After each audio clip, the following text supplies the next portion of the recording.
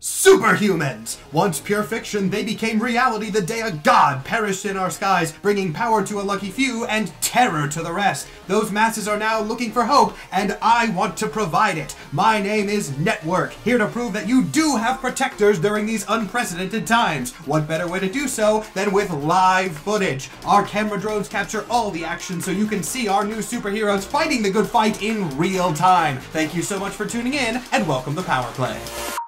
Thrusters engaged.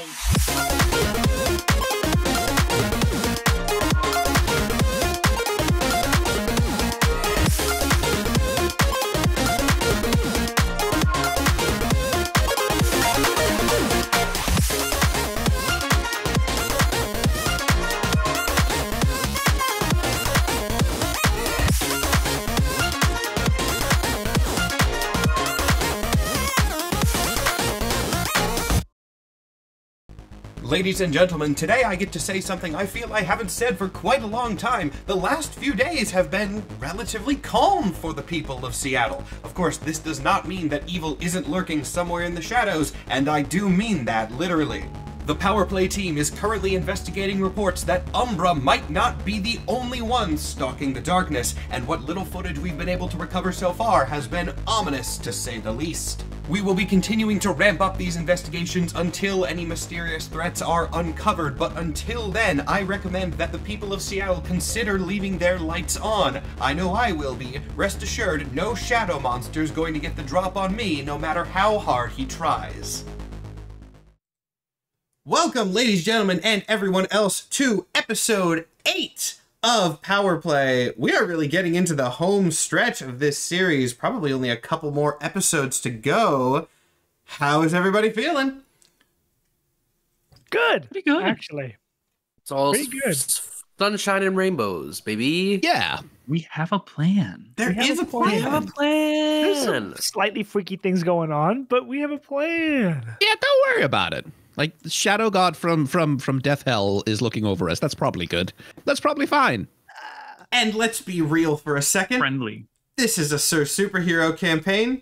If you weren't expecting slightly freaky things to be going on, that's on you. I have a brand and I stick to it. Yeah, but this is anti-cosmic. It's the other side of cosmic horror. Yeah, it is. But for it to be the other side of cosmic horror, we still have to explore the space a little bit, Jess. Yeah, but all I'm saying is whatever her name is friendly. Hellboy lady. Yeah. Hellboy lady's super cool and super chill. And that's all we're going to say about that for now. Definitely That's my first thought when someone etches words on the inside of my eyelid. Is like, that's a pal. That's someone I can hang out with. It's an effective method of communication. I don't know what you're talking about. It's just like texting, but magic. Like, come on. Yeah, that could be normal where they're from. Yeah. It'd be very funny if she etched an emoji into one of her messages. LOL. Heart emoji. Fire emoji. Yeah. Like pictograms and hieroglyphs and stuff. There's a word for it. I not either of those, but that's an established thing. So, as we go into episode 8, as I was telling you guys a little bit before we started recording, this is very much another one where you guys sort of have control. We did bring up at the end of last episode that you guys, now having a better understanding of how Network's powers work, also therefore have some idea of how to find the loopholes in them and maybe get to places where you can more reliably communicate without being stuck in a van the whole time. That's pretty much where we left off. You guys were going to go camping. And that's what this episode is. This is the camping episode, probably not for the entire couple hours, but you guys get to go somewhere else, make your plans, have any character interactions, do more research that you guys want to. And I'm sure absolutely nothing bad is going to happen the whole time. Oh, excellent. That's so reassuring. Yeah, that's so We're reassuring. going camping. It's the beach episode. Yeah. Beach episode. Each episode. Look, sometimes I'm not lying to you guys. Maybe this is one of those times. And if we... Are we just jumping right into it? Sorry, I was about to start making plans. No. I was just taking a dramatic sip of my Monster Energy mug to emphasize my point. We are going to jump pretty quickly right into it, though. I believe we last left off in the van, yes? You were in the van discussing this camping plan. And I will even leave sort of how far we want to time skip up to you guys. This is one for you guys to execute your plans. So if we want to pick up literally right then, figure out where the camping spot is going to be. If we want to pick up the next day, you guys have options. I will say, I lied. We are going to go over one thing real quick.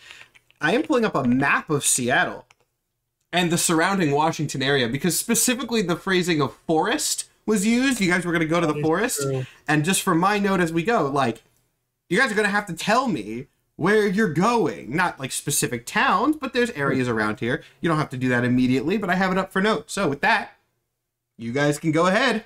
How do you want to begin this planning session? I guess first we have to figure out where is remote enough and how do we get there.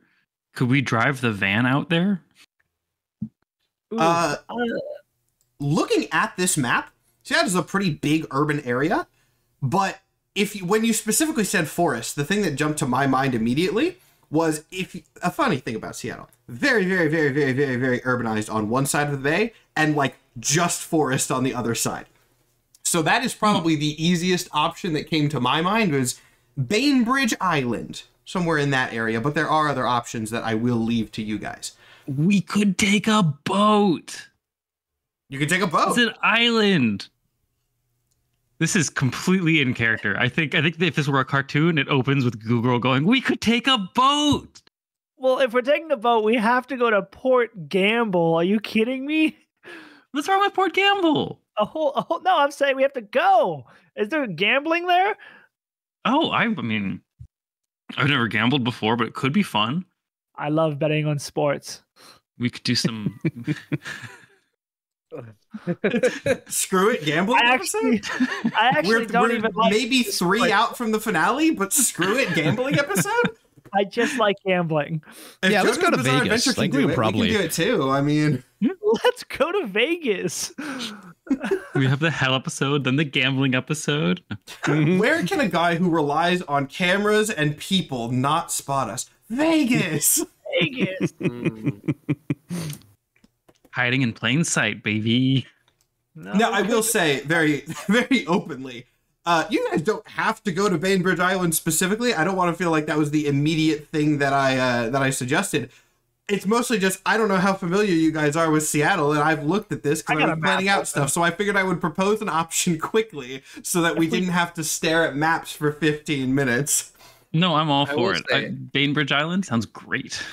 In character, we might want to see if there is anywhere we can get to in the van, because if we take a boat, that's a lot more time. We could possibly be hijacked, that we could possibly be tailed.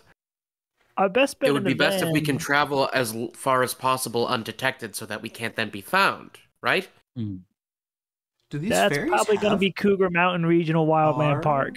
Let me look. Cougar Mountain Regional. That was such a specific name that you just fired off. Oh, Cougar Mountain Regional Wild Park. Okay, that could also work. Yeah. Do we know anyone like who has a boat that can get us out there? Because like, everybody has like a crazy uncle who hates the government and doesn't trust surveillance and owns no cameras and keeps a loaded gun in case there's like a lens pointed at him so he could shoot whatever piece of technology might be broadcasting a radio signal. Splice in a picture of Grunkle Stan in Gravity Falls in the is what I was thinking of. Wonker episode where he has his boat. You might. Yeah, that's absolutely a character thing. Yeah, Tom probably actually does know someone who has a boat that we might be able to use. Because if we get somebody who's like off the grid, we should be safe. He is definitely not that. Yeah, off the grid is also like a relatively important part of this. Yeah, like Tom has a like his mom's boyfriend is like this socialite rich person who has like a yacht and shit like that. The last kind of person we want to trust. Not really necessarily a sort of person who is like absent the surveillance state. So probably we just want to take the van. We do one of those like Scooby-Doo style ferries where they put the mystery machine on the ferry and like Well, I think what TBD pulled up is a place we can get to by van that we By can drive van. to. Yeah. Yeah. I mean, Oh. we might have to like take the van on a hiking trail to really get in the thick of it, but we could do that. I mean, we only have to go as far out as we can be confident there aren't cameras on us, which in a bit of a surveillance state, we might have to go pretty far. Yeah. I assume this plan is being discussed in character as well. Yeah, yeah. In that case, Nikki will also bring up, again, you can do the signal jam, at least for some of that time, if you want to try and prevent drones from tracking you as effectively, though it should be brought up that the more you use the signal jammer, the more likely network's going to be able to quickly find and disable that for the future. I mean, we're not going to be able to jam every single time we go in and out of our secret forest hiding spot. He's going to know one way or another that we're in the forest. But when we set it up, it'll be good for finding like a place that just doesn't know where we are, right? I suppose. You also So don't we really necessarily only get- have to go to the forest. I bring forest up because it was what we ended on.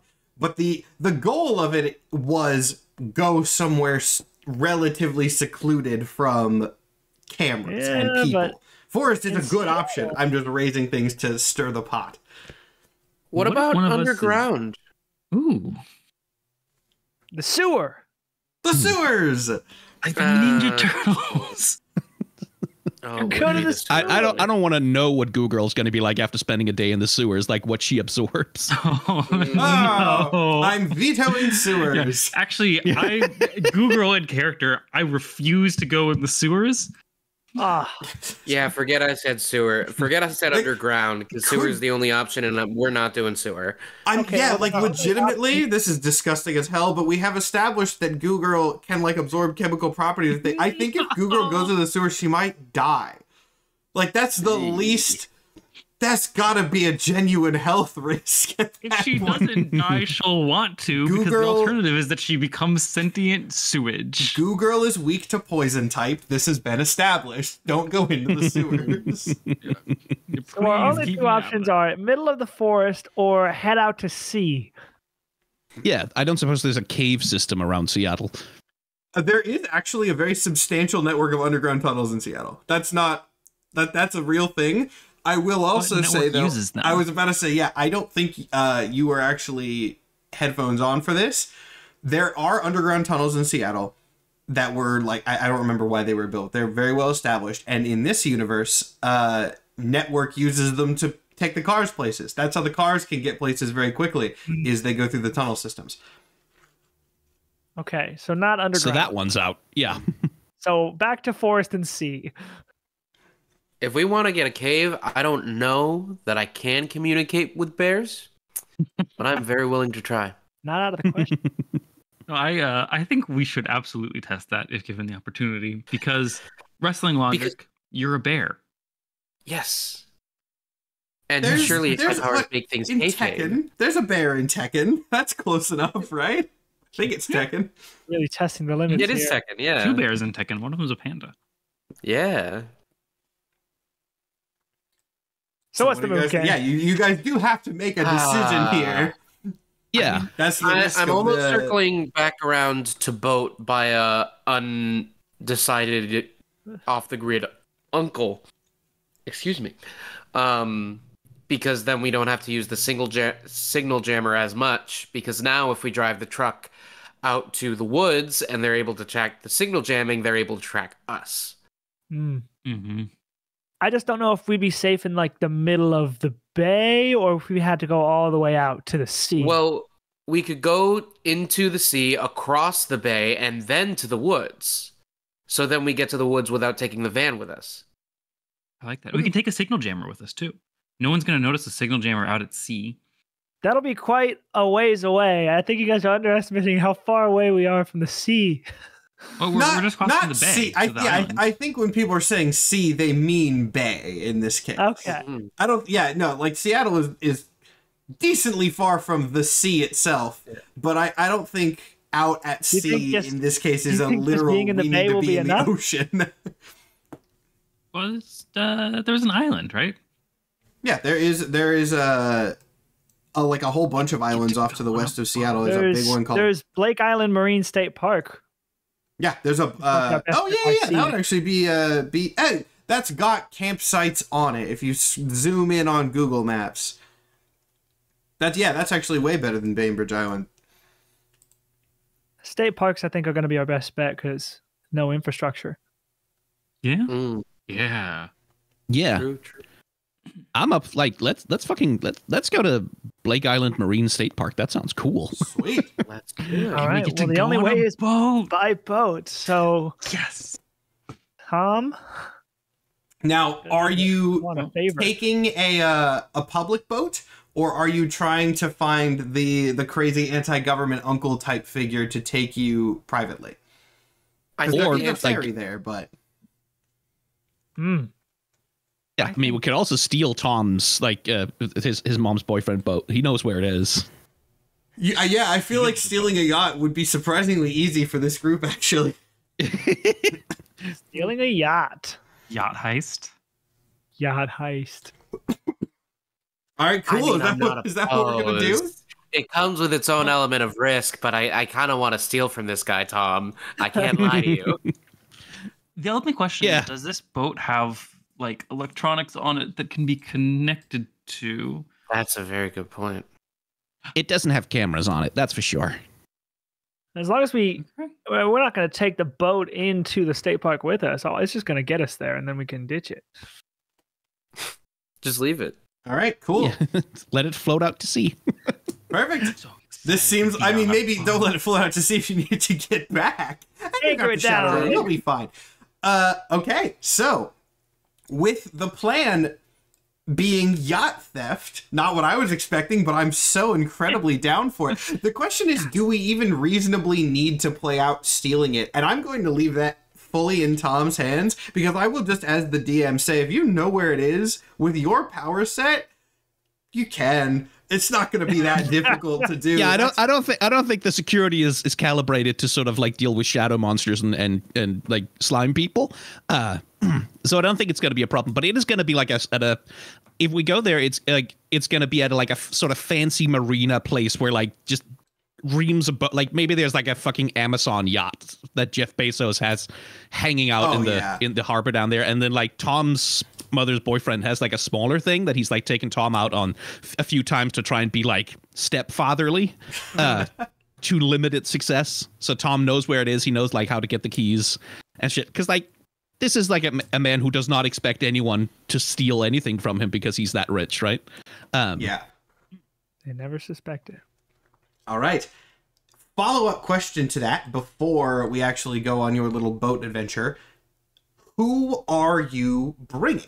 Right now, there are three regular people. That's not true. 3 NPCs that are in the van and based with you. Those being the Professor, Nicole, and Alice. You also do, if you want to try and grab mate, like I said, that we would have to play out because that's a bigger thing. Yeah. But those are the 3 people that are in the van currently. Who of them would be coming with you? Having a doctor on our side, first off, my vote is for everyone, but having a doctor on our side would be nice. And I feel like Mason would be an easy flip, because if he was actually there, Danny, when you were chewing out network, then he's already in the loop. Oh yeah. On what's really going on.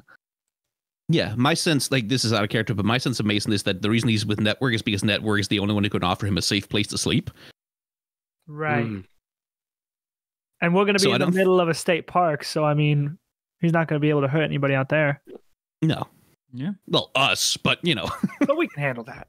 Yeah, we can handle him. Spooky You at happened this to point me last know time. how It's to deal fine. with him. So, But yeah, I absolutely want to go heist Mason out of the hero I complex. think you're going to be a crucial part of that, Tom. All right, cool. Well, the lights are on pretty high. that is very Yeah. true. Didn't you guys say that you know how people get in and out now? Does Mason ever leave? Never thought about it. We'll revisit that for the sake of audience recap.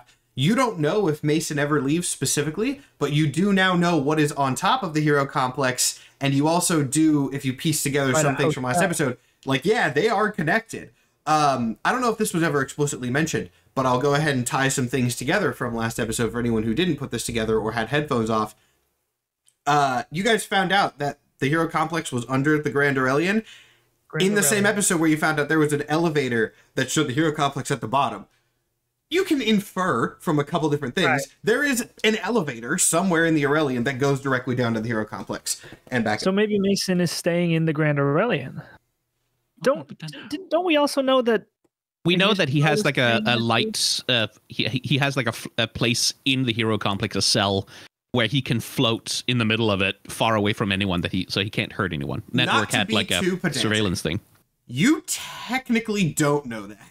Right, that was a post-credit scene thing, right? That was a post-credit scene thing, and what you found was when you were investigating, you found that there was a place where the lights were. This was weeks ago, both in real time and in universe. So before all the lights went crazy, because Network is a little bit paranoid, there was a place that had like notably bright lights that you kind of inferred was to prevent somebody from falling asleep.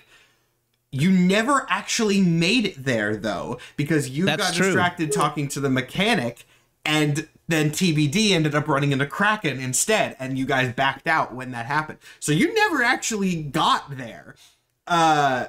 So that might be it, that might not. And at this point, people know, like, yes, there is a cell where he's just floating weirdly in it whenever he needs to sleep. But that was a post-credit scene that that you guys in character do not know. Right. I just finished editing that scene yesterday, so I'm very familiar with what it looks like. I think we can infer that he needs a safe place to sleep, right? Like he needs somewhere to sleep where he can't, terrorize an entire city block. On that note, I don't know that we can be confident he has a hotel room. Yeah. Why would you have a hotel room if he can't sleep in it? All I know is I for sure have plausible deniability for a reason to at least go and speak with Mason, because he's been wanting to. He has been requiring me to do these checkups ever since I fell off the needle. Yeah, that is and true. Then if you go and talk to Mason, if you can make the room real dark, I can probably get in there. Okay. And I can go be a nuisance to Network again and keep his focus. I like it. All right. The heist is planned. Danny, you want to come bother it's Network with me? It's still a camping episode, but it's heist and then camping. How is Danny? I know Danny was very apprehensive to even coming. This is the first time Danny's been in the van, right? I believe it is, yeah. Is Danny feeling more optimistic now that we're kind of scheming about all this? Or is it still like we're in over our heads? Seems like Danny's feeling better about it. Okay. Oh, good. Certainly what it seems like. That's something that at least Taylor would pay attention to. She seems okay. Not her usual self per se, but also not the hopeless sack of so-and-so that, I don't think any of us are our usual selves, and I don't know if we ever again. That's true. Even Network at this point, because he's a little freaked out. So, how do we want to start this heist? Taylor, you're going in probably with me. Yeah. I assume through normal means, because if you're doing this under pretense of you need to see Mason, I guess this is relevant. Are you contacting Network or are you contacting Mason? Well, actually, I don't know if we've necessarily said this, but I'm going to go ahead and establish this now for the sake of convenience. You at least have Mason's phone number.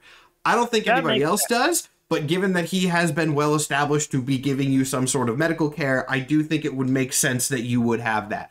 But so for this, you have to contact like the system to send you a car. But are you telling Network like, hey, I need to go talk to Mason so that I can get a medical thing? Or are you just calling a car and going to Mason? Are you telling him what's the sort of actual message that you're sending to get this? I'll probably go full balls to the walls, like text Network and be like, I need a car and Mason needs a blood sample. Yeah, I mean, you get the cars on the way notification. I don't think he has any real reason to suspect or like, you know, doubt that. I will say one thing. For this to work, and, well, you know, never mind. We don't have to. I was going to say, for this to work, you do have to be out of the van. We can establish this is happening after all that, and everybody's doing their separate ways. The little heist montage scene, you know how it goes. Right. So, yeah, you call for car. Car shows up. Everything seems business as usual. And it takes you to the normal entrance of the complex. Cool. I mean, I make my way straight to the infirmary to find Mason. Cool. While that was happening, Goo Girl, did you want to try and distract Network actively? Oh, absolutely, I do. Every time you get a chance to do that, I believe you're going to take it. So sure. Yeah. What's your pretense for entering? And she invited Danny, which Danny did accept in this instance. Oh yes, as well. yes, for sure. Support. Okay, both of you. I'm gonna text and be like, RB and I have some hot intel fire emojis at Network. Need a car. You say RB? Who's RB? Ring Bear, RV. Oh, I like it. Yeah, that's what they're calling you on Twitter. Oh, see, I've been trying to like dial back my Twitter intake, you know? No, I totally get it. Especially since Blue Sky has somehow turned into the #1 app on the internet. I hated it too. In fact, I still hate it. We've established that in this universe, Hank Green owns Twitter. So Twitter can be okay now. That was made canon weeks ago. I mean, like, even then, like, Twitter's Twitter, you know? Just a lot of negativity. Twitter. Yeah. You know, internet algorithms, they're built to encourage negativity, so... As this conversation has been going on, like a little typing notification from Network has appeared and then gone away and then appeared and then gone away. And finally you get a message that just says fine. And then a car is on its way to your location. Yeah. Or your respective locations. Doesn't really matter for these purposes. Info, even if he knows it might be fake. So just to check in, do we have info we're gonna give him? Yeah. Or We tracked Ignition Girl to a certain location and then never gave that info to Network. that We is have also no right, idea very what's true. at those coordinates. We're checking in before we go investigate.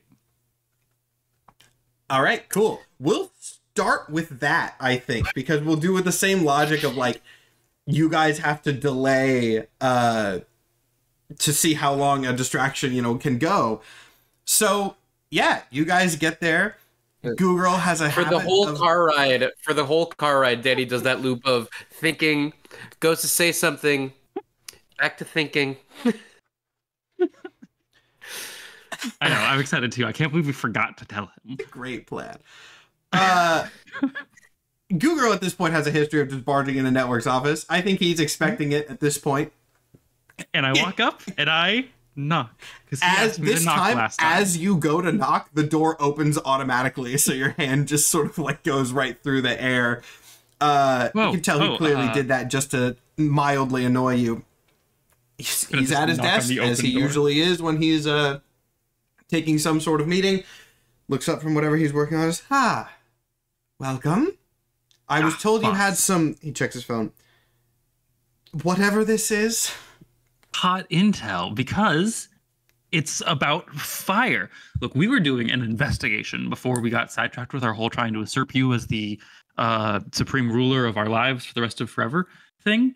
And we found scorch marks on the ground outside of all the individual punk rock venues that Ignition Girl was melting.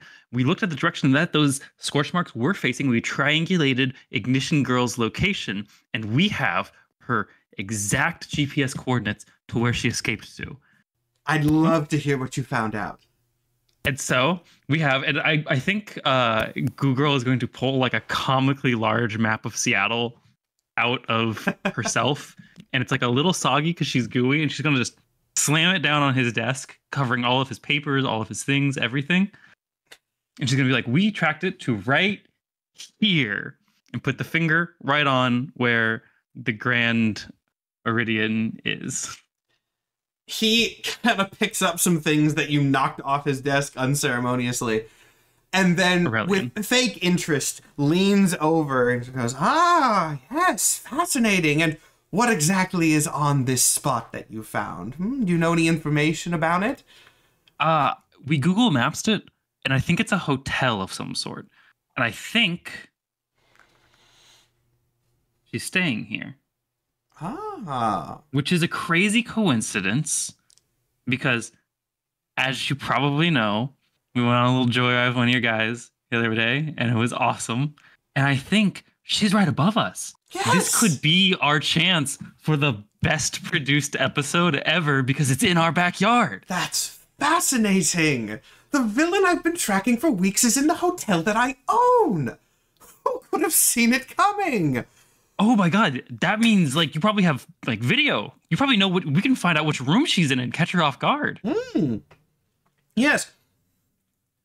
So you just want to go in and ambush her in her own room? That's how I would handle it. But I think we need to go live on an episode. Well, I mean, she like burned down a bunch of bars and she's like a supervillain. And like you have a TV show where we take down supervillains. And it could be like a special episode where we like follow up and 1-2 punch. And I can be like, oh, why'd you say I was entitled? And she'd be like, you're not. I'm so sorry. You're actually gorgeous and super cool. And I'm a huge fan. Rebecca, you are a hey. comic book person, yes? Yes. Yes. Ring Bear, are you a comic book person outside, before all of this? I dabble. I wasn't. You see, I wasn't. I had some interest in the movies, but I really started to get into them once they became a little bit more relevant. Right now, Rebecca, you are pitching that a team of superheroes, while recorded on live television, go and ambush an explosive villain in a public place while she's not doing anything actively villainous. That is, to a T, the plot of the original Civil War. Yeah, but we're not lame like the New Warriors. So what do we do? Well, to be honest, I think we could probably just leave her be for now, wait till she does something, and then see where you guys can go with that. Would you believe me if I told you I hadn't contacted her? Yes, because you actually don't have a reason to lie to us about that. True. Because like we know all of your dirty secrets anyway, or at least all the ones that are relevant to our lives, probably. Sure. Her being in this hotel is a total and genuine coincidence, one that I have not interfered with because I figured it might benefit me at some point down the line. I have, quite frankly, no idea how she's affording any of it, but I have not spoken to her about it. Fate just works out sometimes, doesn't it? Well, in that case, how can you be sure of what she doesn't know? I mean, you say coincidence, but hell of a coincidence, especially considering that she has a grudge against Goo Girl. Wait, oh my god, you knew she was here? Fuck, I thought we were so smart. You did figure it out on your own. Weeks late with Google searches. Well, we figured it out like 2 weeks ago. We just forgot to tell you because we were busy trying to, ruin our paycheck and future fame. Really dumb move. With all due respect, Rebecca, maybe you should leave the detective work to the man who can do what I do. It's kind of my entire thing here. I think Dan is right, though. We should go talk to her. Why do you want to talk to her? Why do you want to add more chaos to everything going around right now? She said I was entitled? What? She called me entitled. When we were doing our investigative work, we ran into a friend of hers who had met her but didn't know her actual name, but knew that she was Ignition Girl because she recognized her from our TV show. And then she said that Ignition Girl said that I was entitled. And the pieces fall into place. Your feelings were hurt. Well, I just think that if this person who may or may not have as much privilege as me were to explain to me in detail why I was entitled and then tell me that it's okay so I feel better about myself, everything would be fine. Network turns to look at Ring Bear and doesn't say anything. And once again, you can't see his expression through the helmet, but just the palpable sense of eyebrow raise at Google's reactions aimed directly at you is very easy to pick up on. Occam's razor, boss. It is what it seems. He kind of thinks about it for a second, basically trying to figure out if there's any reason, like, why he wouldn't let you do this. And in his mind, you're already kind of like, he already has a hold over you guys. Well, I suppose it would be independent action. I will have drones on the scene, of course, because, well, it might be a ripoff of Civil War, but it's a decently popular comic, so why not? I mean, we're not going to burn your hotel down. Like, come on. You're not going to burn my hotel down, but you don't have the fire powers. And I have plenty of insurance. I guess that's true. But In if that's fact, if that's a yes, he leans back, actually goes, "Oh, that I think about it. Burning down one of my own buildings, not the worst plan. I mean, obviously I can't disclose my ownership because locational association and all that, but there's definitely some things that I could do with that. I mean, it would certainly give me more of a personal stake in things that I could manipulate on the back end. All right, go ahead. I'll have fire department on call so the whole thing won't burn down, but... Wait, I have permission to burn down your hotel? You don't have permission to burn down my hotel. You have permission to do a diplomatic mission. Knowing you, the hotel will burn down. Ouch. Yeah, no, that's... I mean, either way, it sounds like you're ready for the hotel to burn down. And that means I can go talk to her, and then she can tell me that I'm actually not entitled, and this whole thing was just a big mistake. And considering that plan and you're letting us do it is an implicit version of allowing us to burn the hotel down, if we want to... No, she's not going to burn the hotel down, because we're going to be best friends after I convince her that I'm actually not entitled and that everything is fine. You see what's happening here? You see the dynamic that you two have in this moment, the way you're approaching this situation? Mm-hmm. The hotel's going to burn down. Sounds like a plan, boss. Hey, just so we have everything we need going in, you haven't worked with her at all? No contact, nothing? No. Well, in that case, I don't know if you can be so sure that she hasn't put something together. Like I said, hell of a coincidence, her staying here. Danny, just because I haven't spoken to her doesn't mean I don't know things about her situation. Once again, that is what I do. You didn't say you didn't know how she was talk paying to her.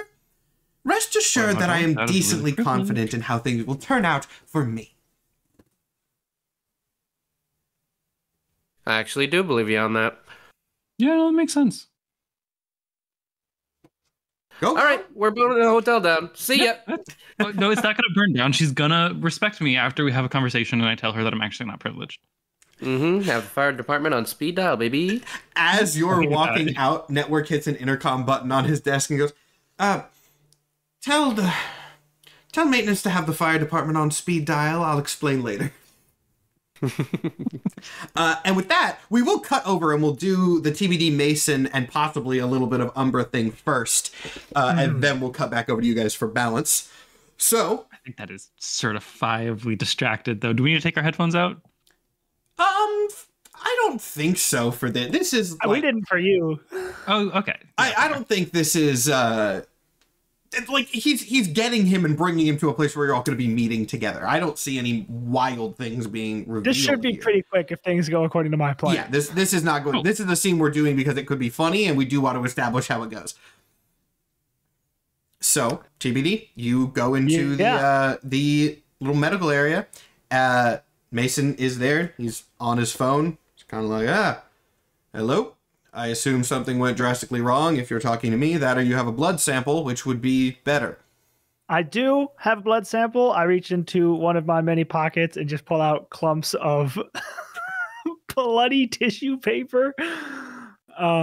Hopefully that's enough. Right. It's what we always said in medical school, sterile surfaces are overrated. Cool. He takes that over to some stuff and starts doing some things on it. You know, medicine. I'm not a doctor. How long do you think it'll be till we get results on that kind of stuff? Is again, I'm a doctor and you're maybe magic. Yeah. Is he putting my blood in any sort of medical device.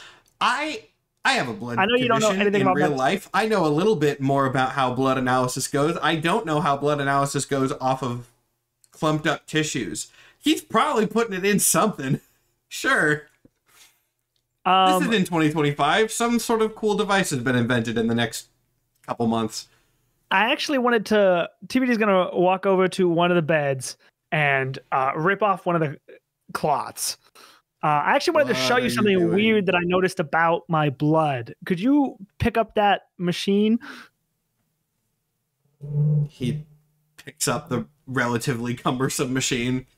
Why Cool. am I holding this? Blood's in there. Something really weird happens when we're in the dark, and I throw the cloak over both of us. And why? Oh, this is. I mean, you got me with it for a second. So, sure, yeah. I can't even doubt that would work because it genuinely took me a second to figure out what the fuck you were doing. So, yeah, this absolutely works. Congratulations. No rules necessary. Good job. Cool. Mason kind of just, like, under the cloak for, the comedic beat that it takes is, are you fucking with me? Or... And then fall through the floor into the Shadow Realm. Perfect. Amazing.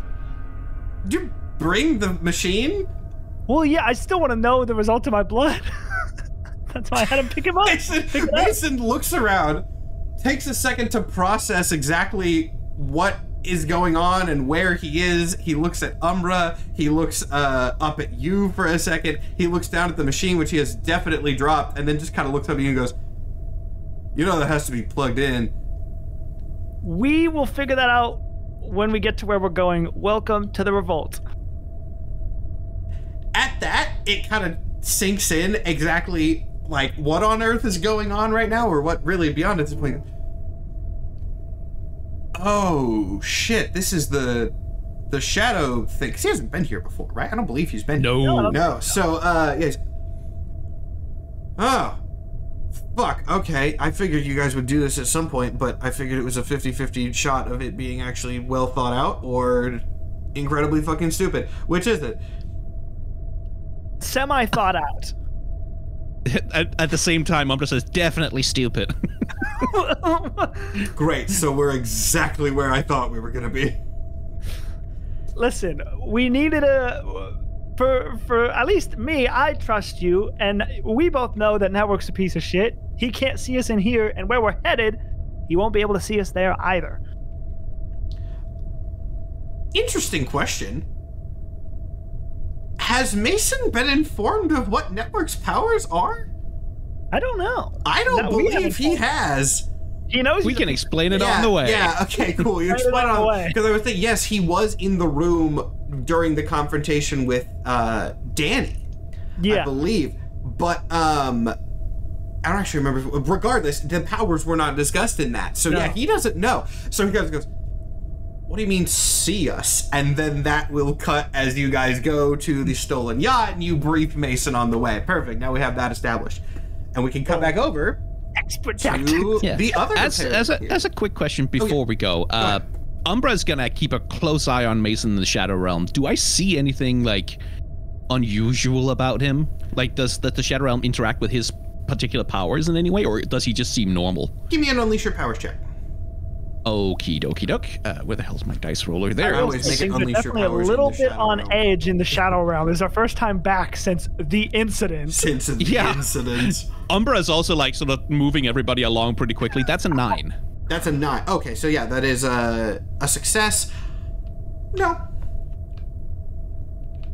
Nothing really, like, he looks on edge. He definitely looks tired, but this place does not seem to interact with him any more or less than it does with anyone else.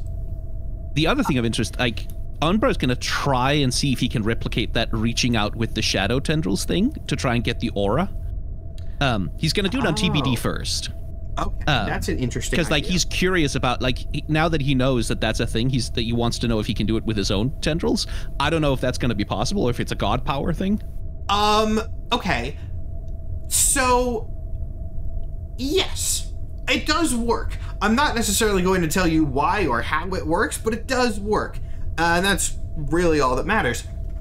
You are able to reach out with these shadowy tendrils and on TBD's person, make that same sort of glowing aura appear. Whether you want to do that in a way that's like subtle or visible to him is up to your discretion. He's bringing up the rear, and he's like sort of like touching along the back to see if he can make the glow happen, while Mason and TBD are like chatting. Mm-hmm. Yeah, that does work on both of them. Okay, yeah, and Umbra will sort of like, and then tentatively, like, he'll try it on himself and see nothing, right? Nope. And he'll think about that as we go. All right. I do want to also ask Mason while we're walking. So where's Network? Assuming we've already explained everything about his powers and everything, where's Network been having you sleep? Have you been sleeping?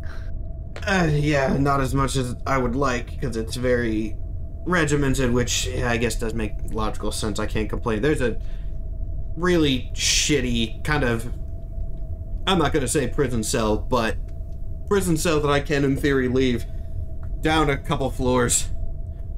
I think I know what you're talking about. Well, where we're going doesn't exactly have a cell, but we are going to be in the middle of nowhere, so you won't be able to hurt anybody by falling asleep. If things get out of hand, we can always wake you up. Yeah, we're there. We'll keep people safe from you. Appreciated. I've been doing some tests of my own, nothing extremely professional, but, you know, I'm a doctor. I tried to experiment when I could. Best I can tell, take this with a grain of salt, my abilities do seem reactive. Even when I'm doing the thing, as long as nobody threatens me or does something that I would perceive as a threat, they shouldn't activate. Good to know. Have you tried lucid dreaming? Like, some way to get control over that stuff? Oh yeah, I haven't dreamed at all since this happened. I kind of just presumably go to sleep and then wake up a little bit more rested, from my perspective, instantaneously. Interesting. Yeah, that's all I had. All right. If you guys come up with more questions for him, obviously we can do that when we reach the meeting point here. But let's cut over to the other side. Goo Girl and Ring Bear, we can pick up, I guess, just right after you are leaving Network's office. How are you getting to the hotel? Are you going out and around? Are you trying to go up through the elevator? What's the plan here? You also didn't ask what room she's in. I'm gonna text Network and say room number ? As we walk down to the garage to find our favorite mechanic. If He texts back, this, Danny. Oh, I thought you were a detective. I detect that you know the number. Boom. Get wrecked. You got him. He texts back, so hard. why don't you Google it? He's pissed about you, your detective work, very clearly. Which maybe more pissed than he reasonably would be.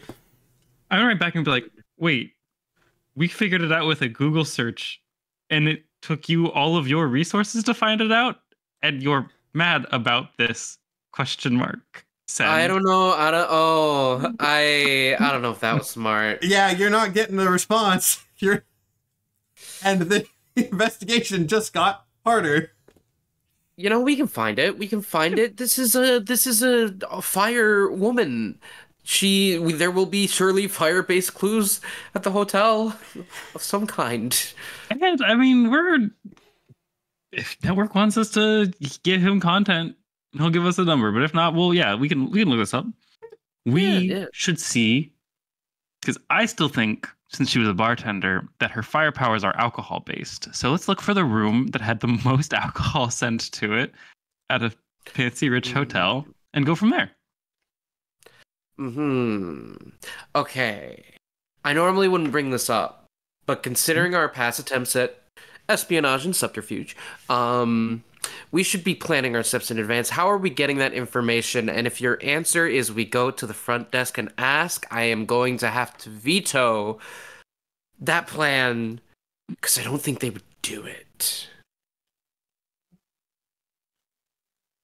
I think we can ask because we can name drop the owner. I'm very excited for how this scene is going to go.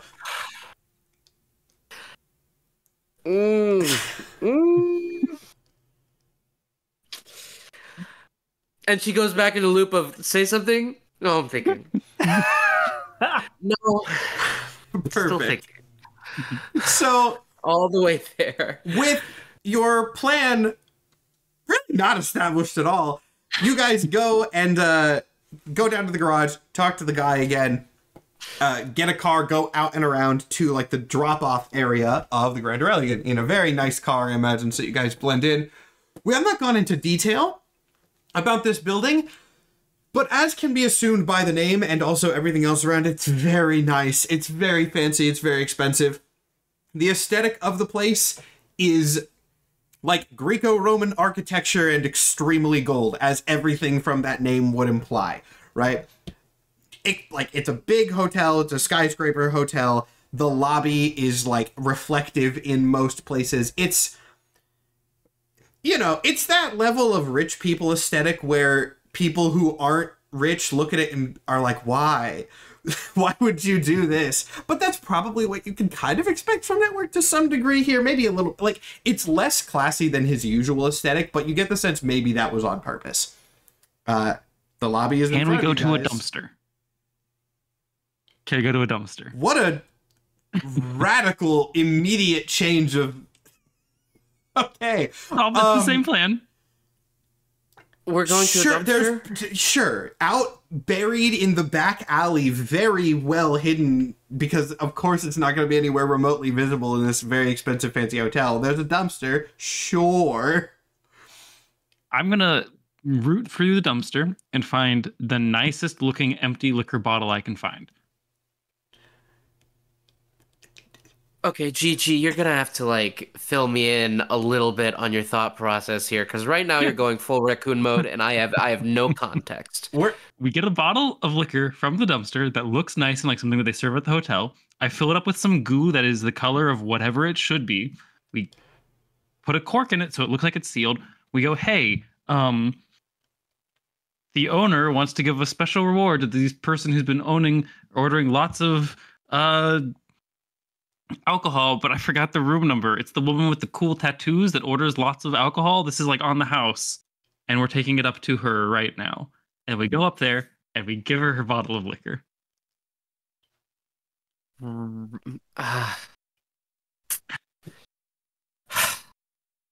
I can't see any flaws in your plan. That doesn't mean there are none. You God. But Maybe we steal a uniform or two on the way in. I feel like let's not put a hat on a hat. Let's not get too crazy with it. We could be. I love that admission. I mean, we're It's like, part I of can't see the any problems.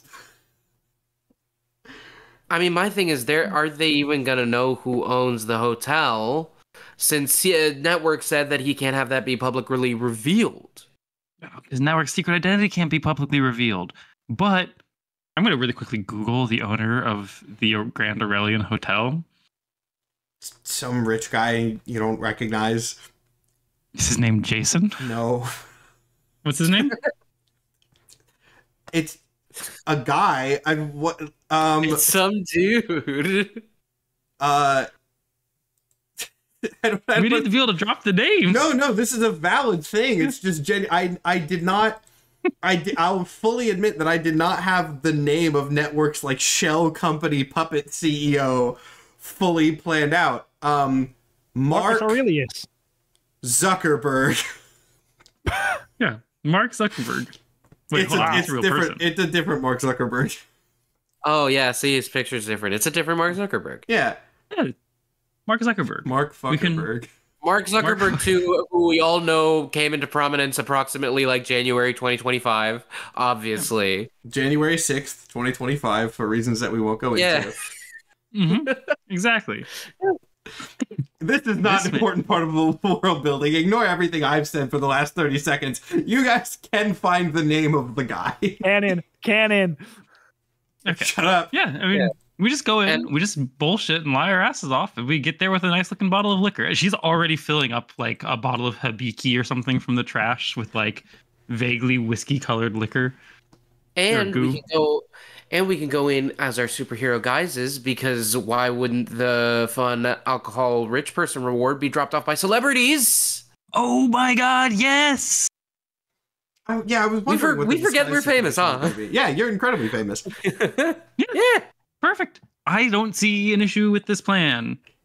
I also don't, but as I said earlier, I don't feel easy about it. But I have no alternative. I have never felt easy about anything in my life. This is fine. All right. You take your bottle of definitely real, not goo girl substance, and you take it to the front desk. I guess I might as well switch it to the hero overlay if you guys are going in costume. So there's that. The woman at the front desk, like I said, looks up, sees two of the most famous people legitimately at this point in the world. And it doesn't even say anything first, because it's just taking her a second to process what's going on, which is probably good for you guys. You get to initiate the conversation. Hey, how's it going? Hi, hello, welcome to the Grand Aurelian. Are you guys wanting to book a room? We might have a reservation. She quickly looks at her computer. Did your boss not tell you we're coming? I guess it'd be like your boss's boss's boss's boss. I'm gonna be honest, I don't know how this corporate stuff works. We didn't get a notification, but like I said, it might be in our system. Let me check. Would a reservation be under Goo Girl? Oh no, or we're here to there, or we're here to give a gift. We're dropping off this bottle of Hibiki Harmony whiskey for oh my god. Do you remember her name? RB? Satya. Satya. Yeah, Satya. Oh, if you're just dropping something off, of course, I can do that for you. Do you just, know? like, go up and surprise her, like a whole thing. It's a gift from Mark. She looks at this. Do you know the last name or the room number or anything like that? Oh, God. I don't believe we ever got her last name, owner, guest, confidentiality, and all that. I know she drinks a lot of liquor, though. Mm. Maybe I provoke that is somebody kind of check personal. here. Yeah, that's superior. I got this. You're good at that. You're good at that. That is a 9 with my bonus. That's still a success. So this woman, when you say that you have like a first name and a bottle of alcohol, but you don't know any other information, she pauses for a second as she's typing and looks up at you guys very skeptically. But after a moment of this, you see something kind of like dawn in her face, and she leans in and goes, is this superhero business? Yeah, we're trying not to make anyone panic, but like it's superhero business. Are people in danger? Should we evacuate the building or call somebody? I've never been in a superhero situation before. Well, we're hoping to just have a conversation with somebody, and we're hoping that means that no one's in danger and nothing's gonna happen.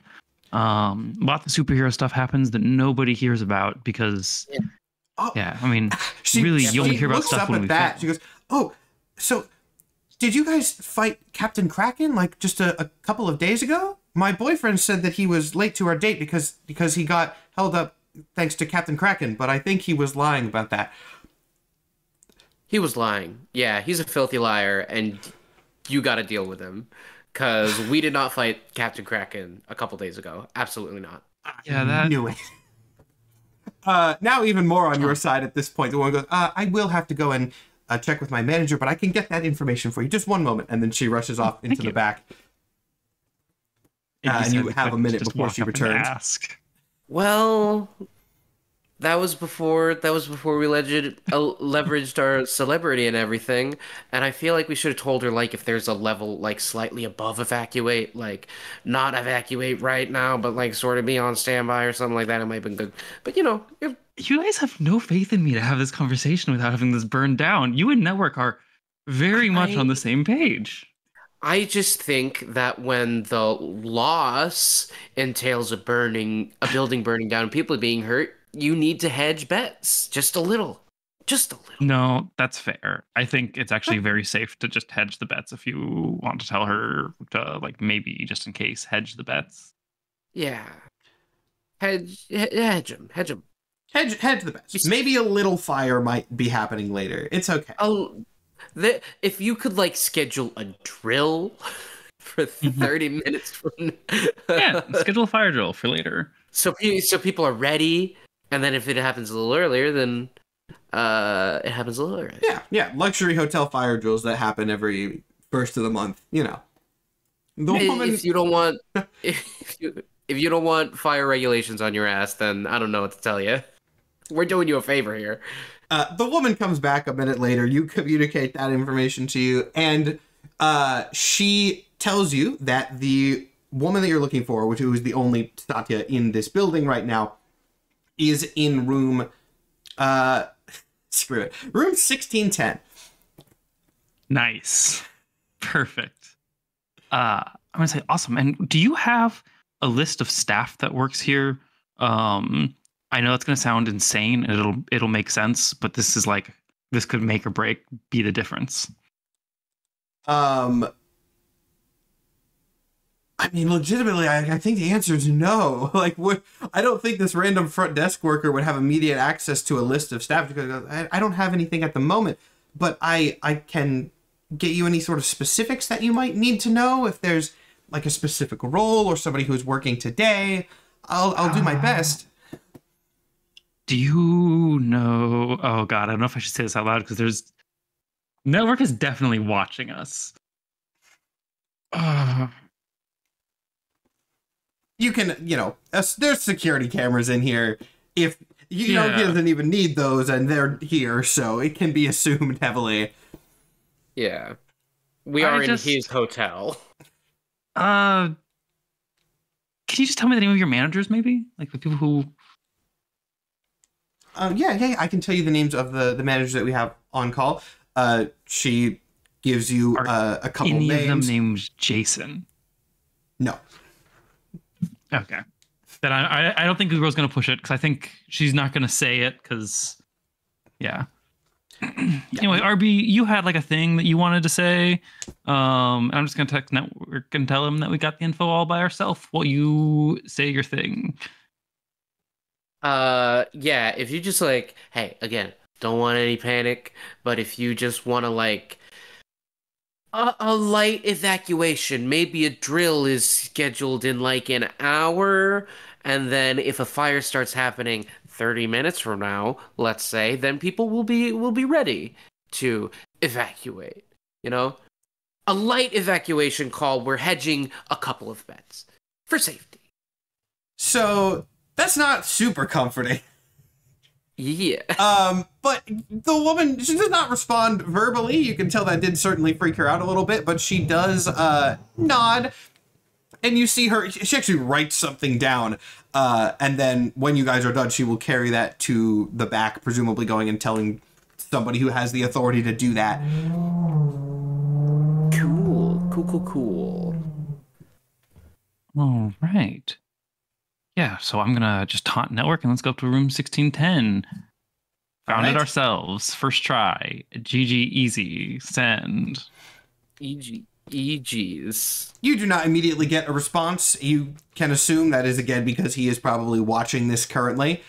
But you guys head up the elevator to 16th floor. Yeah. And then by all room appearances, 1610. everything is pretty normal here. You get to the hallway, room 1610. I guess we knock. Yeah, she's probably gonna look through the peephole thing, and she sees like Goo Girl standing there. She's probably not gonna love that, so I'm gonna just. Oh, do you want to put your goo back in? It's still in the bottle. You might want to put your goo back in. Oh well, we'll wait till she opens the door because I look normal when I'm holding a bottle of alcohol. She's more likely to open the door. You're Google right now, and she hates you. I don't think the alcohol is a make or break. Yeah, no, you're right. Yeah, I'll put my goo back in. Okay, Taking so my goo back. You retract the goo out of the fake alcohol bottle, but you're still Goo Girl. Yeah. All right. I mean, I guess you could put it back in and not be Goo Girl. That was originally the plan. I'm shocked that's what I figured that you were going to do. Hey. You're the master of your own fate. I'm sorry. Yeah. I'm sorry. You know what? I'm gonna put the goo back in the bottle, make it whiskey colored, and then I'm gonna look like normal Rebecca Ray. And I'm gonna, because you're in costume, I'm gonna have you step like out of sight from the thing. Hey, I'll stay on the sidelines. This is your fight right now. I'm moral support, nothing more. I'm just gonna knock on the door and be like, I've got a bottle of fancy whiskey for a Satya. You hear some like shuffling from the other side of the door and some sort of muffled grumbles.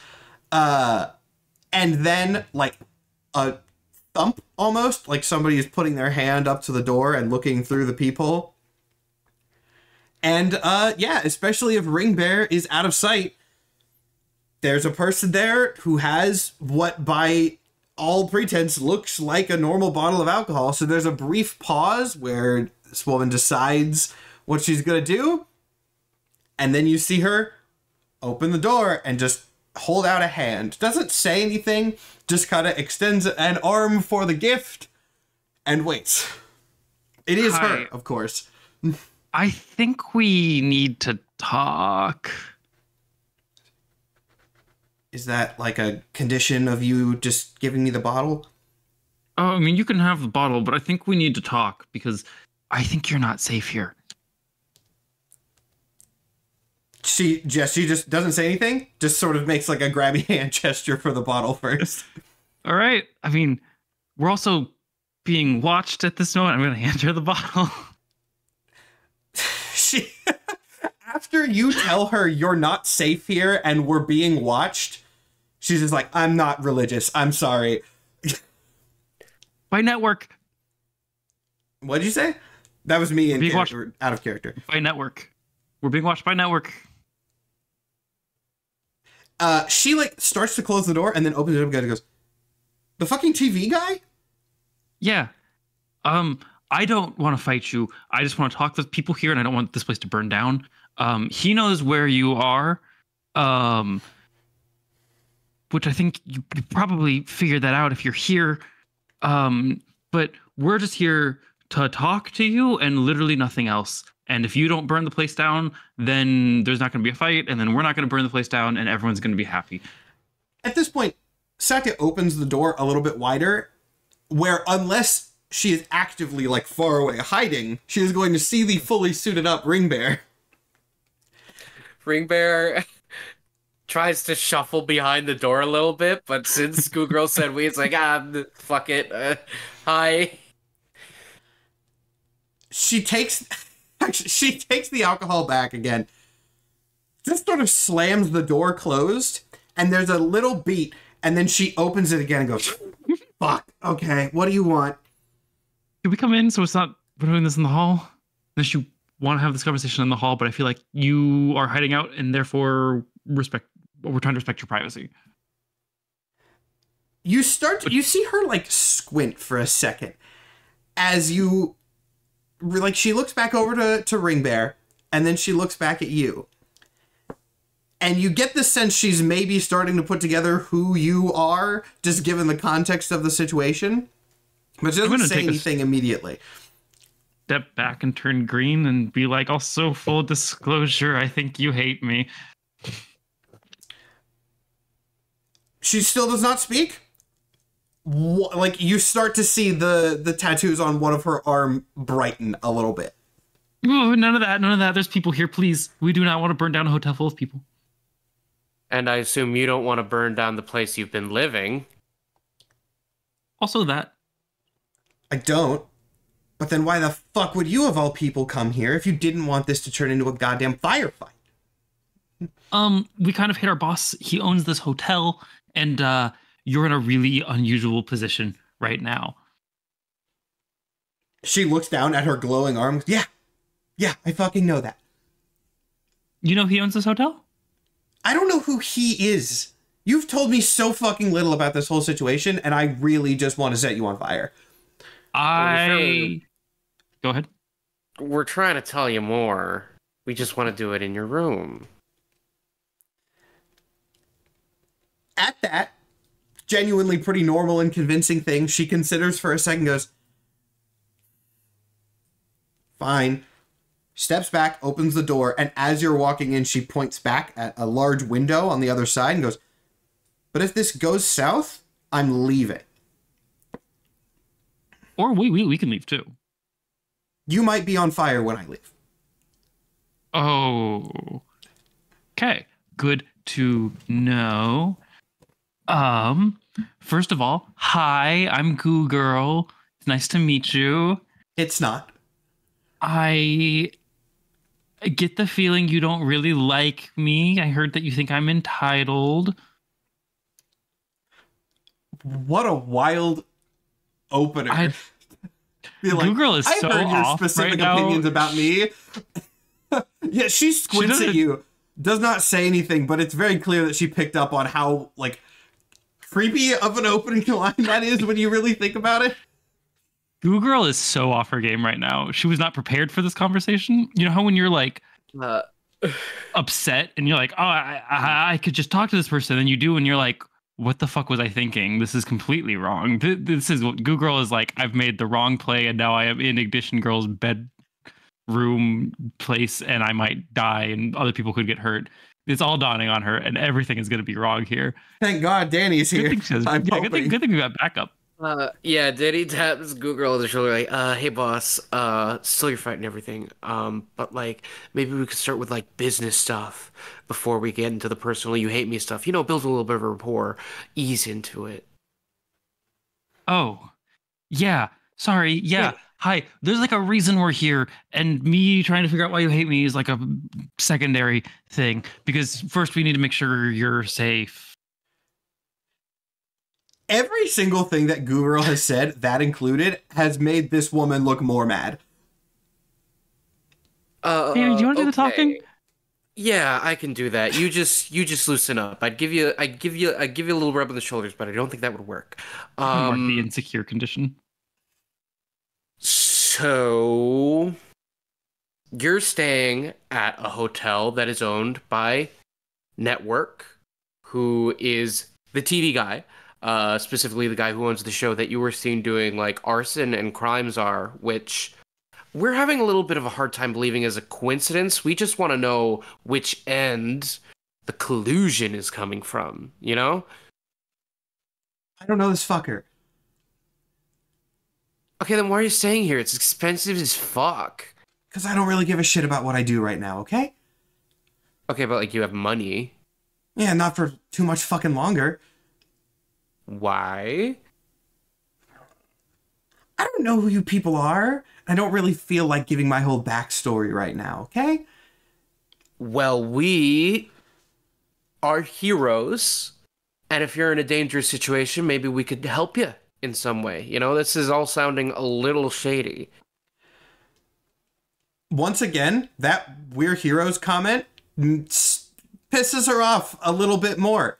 And you see, she puts the bottle, which she's still holding down, and both of the arms of her tattoos start glowing a little bit. She goes, I think this was a bad fucking idea, actually. Yeah. Also, we're not heroes. We're Yeah, a bunch of dumb kids I who are fucking being know that. blackmailed. She cuts you off to say, yeah, I know that, but then when you say you're being blackmailed, then she stops. She goes, fuck, didn't know that part. Okay. Keep talking. Yeah. Because we thought we were signing up to be heroes, and we thought it'd be awesome and great, and we could help people, even though I guess punching people maybe isn't the best way to help people. And now people are getting hurt, and it's Network's fault, but it's ours too. And we thought you were involved, and you're not. And now you're here in Network's hotel, and I don't know what's happening. And I just wanted to be famous, and now people are getting hurt, and that's on me. And so, no, we're not heroes unless maybe we do something about this. We're just a bunch of stupid kids who fucked up. That very specific reaction does calm her down a little bit. The tattoos start to go back to their natural black, dimming, like a little bit of heat that you didn't really realize was building up in the room starts to dissipate. Okay. That's weirdly fucking good to hear. Oh. Also, he's probably listening to this conversation because he hears everything. Creepy. And he knew. Yeah, very. And that's our life. He just. You holding like a camera or something? Did you bring a fucking camera in here? Or are there cameras in here because it's his hotel? Well, it's more like he makes people into cameras. Are we allowed to say that? She's been on the show. She can be a part of some of the kayfabe, surely. I just don't want to put her in more danger by having her know things about network that she shouldn't know. Okay, yeah, that's a fair point, actually. You're an adult. Do you want to learn things that might put you in danger if you know them? Why the fuck are you discussing this after saying the thing already? Yeah, Well, that's a good because point. we don't want to say more things and make it worse. You said he uses Without your people as permission. cameras. That feels like it's the big thing. Is that like his superpower? Does he also have fucking superpowers? I kind of assumed he did. Yeah, No, he has a brain chip. It's a science thing. it might be both. His helmet. I don't know what kind of nerd shit you're on. Brain chip sounds like superpowers.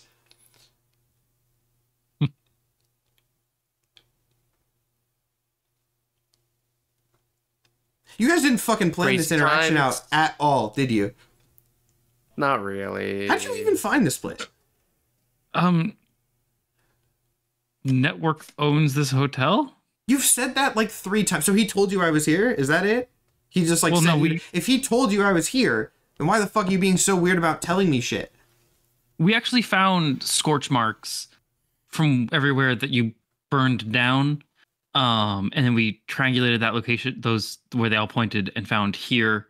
And then we lied to the front desk and they just kind of gave us your room number. And Network did approve us coming to talk to you, but that's because he thinks you're going to burn down the hotel and get him ratings for his show. That, once again, like you see the tattoos start to glow as a very clear indicator of her anger, but it doesn't seem from her facial expression to be as directed at you. The idea of her powers being sort of exploited in that sense for the ratings, that definitely ticked her off. Goes, okay, well, I want nothing to do with that. So how about I just fucking leave, and then I'm out of your hair, and I never have to see you idiots again, and we're good. I guess that works. You actually probably don't even have to leave because he didn't seem like super keen on attacking you while you were here. But, you know, just wanted the chance to talk to you and make sure you were okay. You wanted to make sure I was okay. Yeah, it sounds silly. I don't know. I thought for sure Network was blackmailing you two. This conversation is weird now, though. Yeah, Oh because my you God, are said you dying? you said I said you were entitled, which I did say for the fucking record because it's goddamn true. How do you know that? Let's circle back. How the fuck did you know that? Are you stalking me? We thought we were investigating you because we were. Because you'd burned down 10 buildings and we didn't know if you were going to do another one. We were doing our jobs. I mean, get off your high horse here a little bit. Come on. She points at you really aggressively. It's like,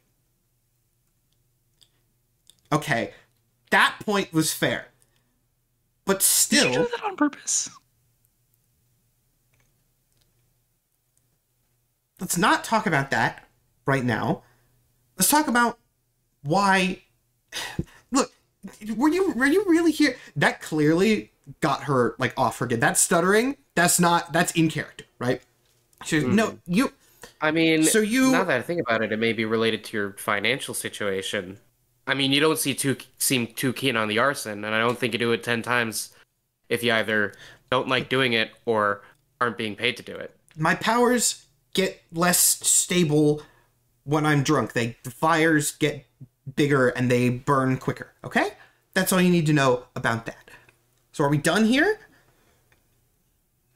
I mean,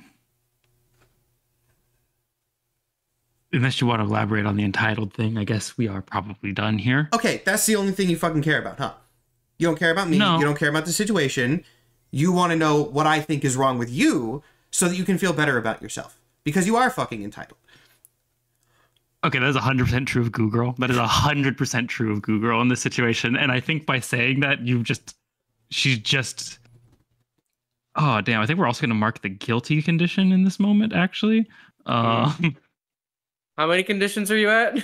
I'm at 2 at the moment, but that could go up. This is worse than most of the combats we've had. And I think she's just gonna sit there silently. Oh, that's good, because Satya's not done talking. I paused to let you, Jess the person, react. She's not finished.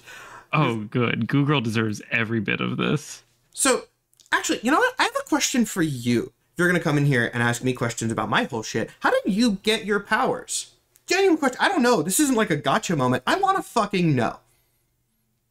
I was walking home from class one day, and a piano was being moved out of a window and just kind of fell on me, and then next thing I knew, I was a puddle of goo that could put myself back together.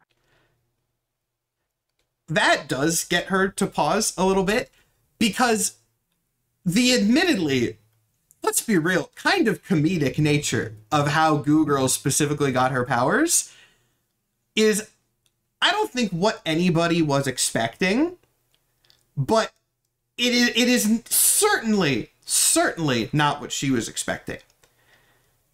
And after just that moment of like, surely that's not how it fucking happened, she takes a very aggressive step towards you. Goes, piano fucking fell on you. A piano fucking fell on you like a Tom and Jerry cartoon. Yeah. My sister's dead, and I fucking killed her. Oh. Shit. Oh shit. Yeah. Oh shit. Yeah. That's a lot worse. After realizing that you certainly do not have anything good to say in that moment, she's going to continue. Goes, and you want to know what's worse? You probably think she fucking burned to death, right? She burned because I set something on fire and there's this whole fucking anime scene. No. Powers didn't kill her. I fucking did that. And the powers saved me. Didn't save her.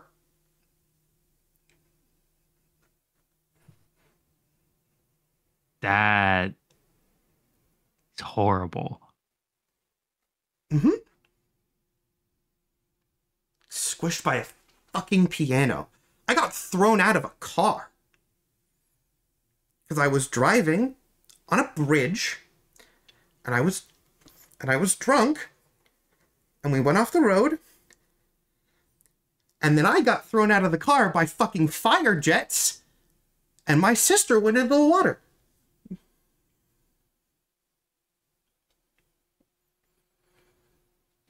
Okay. And then you come on the scene, fucking slime powers, posting on TikTok about it and how cool it is. So no wonder I think you're fucking entitled. Yeah. That's fair. What about you? She points to Ring Bear. Did a piano fall on you? Did you die in a fucking circus tent? Listen. A lot of us had people die when or before we had powers before. And we wish we could have saved them. But that's the past, and that can't really be changed. What we do know is you got saved. And I think the least you could do for your sister is with your life you were given, not make other people's worse. So you need to understand the weight of what you've done. You put people in danger. You've probably killed a few again. So while there may be entitlement rolling around, there's also a lot of fucking carelessness in the world too. So if you go casting stones in this glass house, that's the only glass that's gonna shatter. I know this typically isn't something that the DM is supposed to prompt, but in this case, I do think it's very appropriate. Make me a Pierce the Mask check. Okay. It's a 7 plus Pierce the Mask is It's mundane. mundane. Oh, how is my mundane? My mundane is -1. That's a 6. Ooh, that knocks it down to a failure. Devastating. No. She's mad. She's very fucking angry that you said that. The tattoos are starting to glow again. The room is getting hotter. She's angry.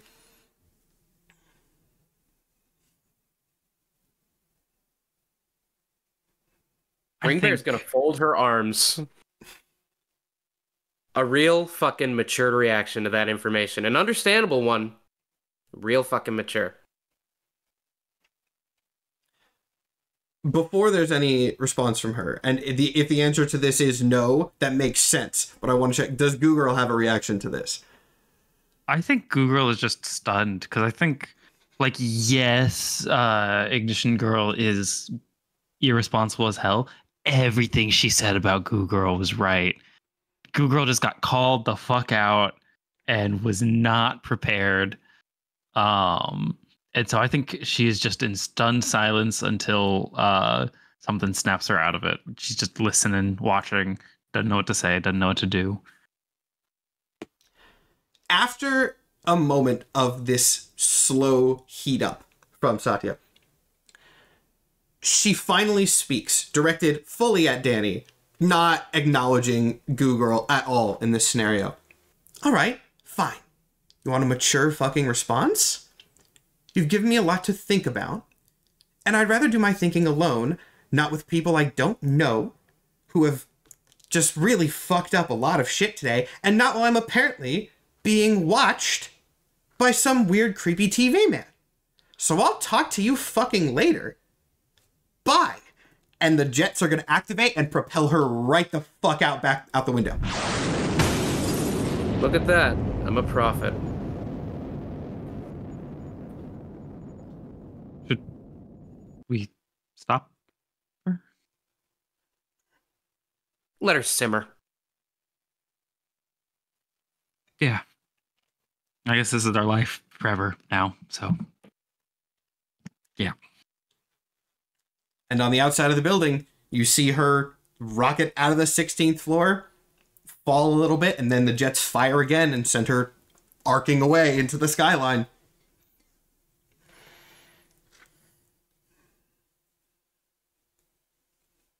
Well, that sucked.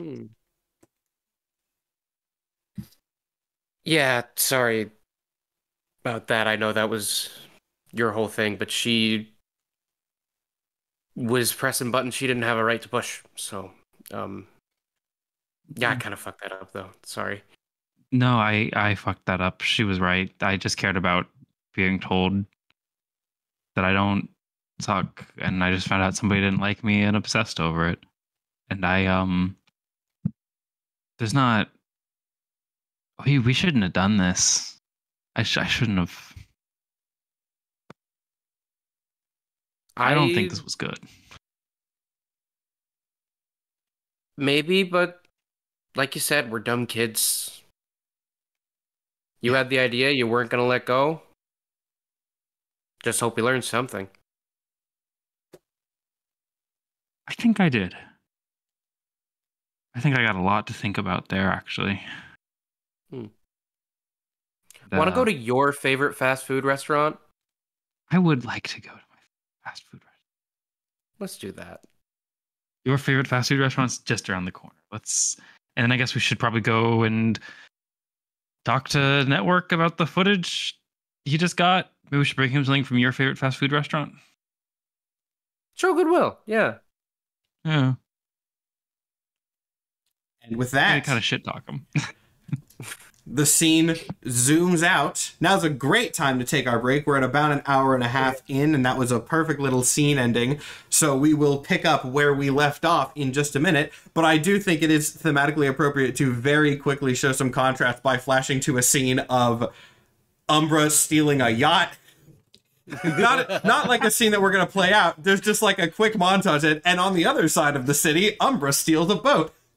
Yeah, like 3 people pop out of a shadow, like as like yeah, or if he like he's got the keys, like grabbing like out of the harbor with Mason holding a fucking scientific device. This is with the blood in it. And best plan I've ever come up with that had no bad parts to it. You know what? Actually, this is how we'll go to the break. This is specifically established to be a yacht in like a rich area, and well, this is, I think, gonna mess with the sort of neighborhood breakdown of Seattle a little bit. I don't care, it's my fictionalized version.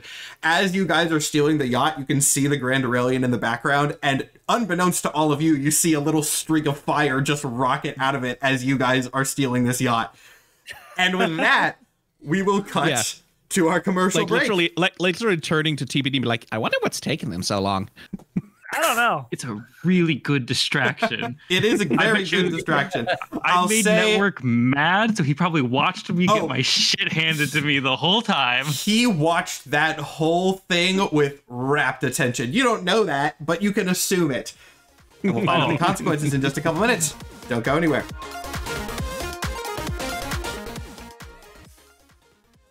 Hey everybody, this is Matt with the Power Play Episode 8 commercial break. We actually have a cool announcement today, a new one that people have been waiting on for a while, the first official reveal of D&Dorks 2025. The finale of Power Play will be airing on November 27th. We will be taking the month of December off, though there may be some surprises here and there, so keep an eye out for those. And the next series from the D&Dorks will be in January 2025, titled Murder Under Moonlight's Shade. Now, you're not going to be getting a lot of details quite yet. Look for those in the coming weeks. But for now, I will confirm 2 things. 1, it is a murder mystery miniseries. And 2, it will be the DM debut of Mike, which I'm very excited about. Like I said, keep an eye out for more information about that show soon. I've already got my character for it determined, and oh boy, she's gonna be something. As for other announcements this week, everything is pretty normal. As always, we have a Patreon, patreon.com/thedndorks. No huge announcements there for now, but do keep an eye out for that as well, as we're going to be adding some new options also in 2025. The merch line for Power Play continues to move at a glacial pace despite my best efforts. At this point, expect it to be released alongside the Power Play finale, though it may be a little bit earlier if we're lucky. Even if it does air alongside episode 10, that's still a month before Christmas if you want to get anything for that.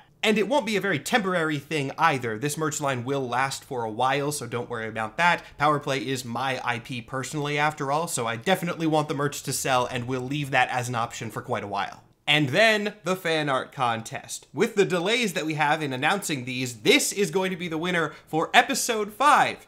And I'm sure you've all seen episode 5 at this point. You know what goes down in that one. So to no one's surprise, we got a lot of submissions this week. And because, screw it, this is my show, we are going to have 2 winners. I don't care, I'm doing it. But it's not arbitrary. I have a very good reason for choosing 2 winners, and that's that there were 2 moments that most of the entries fell into. The first category that a lot of entries showed off was, of course, the network power reveal scene. This was one of the most pivotal moments in the show as a whole, so I knew a lot of people were going to draw it, and the one that I chose for the winner of this category was that random robot. Now, this is a personal friend of mine, but trust me, this is not favoritism because of that. This is a really, really cool piece and absolutely deserved. This looks fantastic. We have scenes from every previous episode on the monitors in the back. We even have a little Chekhov's tank reference in there. So yeah, this is absolutely the winner, or at least one of them. Congratulations. But the second winner is one that surprised me a little bit. Obviously, when I think back to episode 5, I think about the network power reveal first, because that was a scene that I had to do a lot more acting in.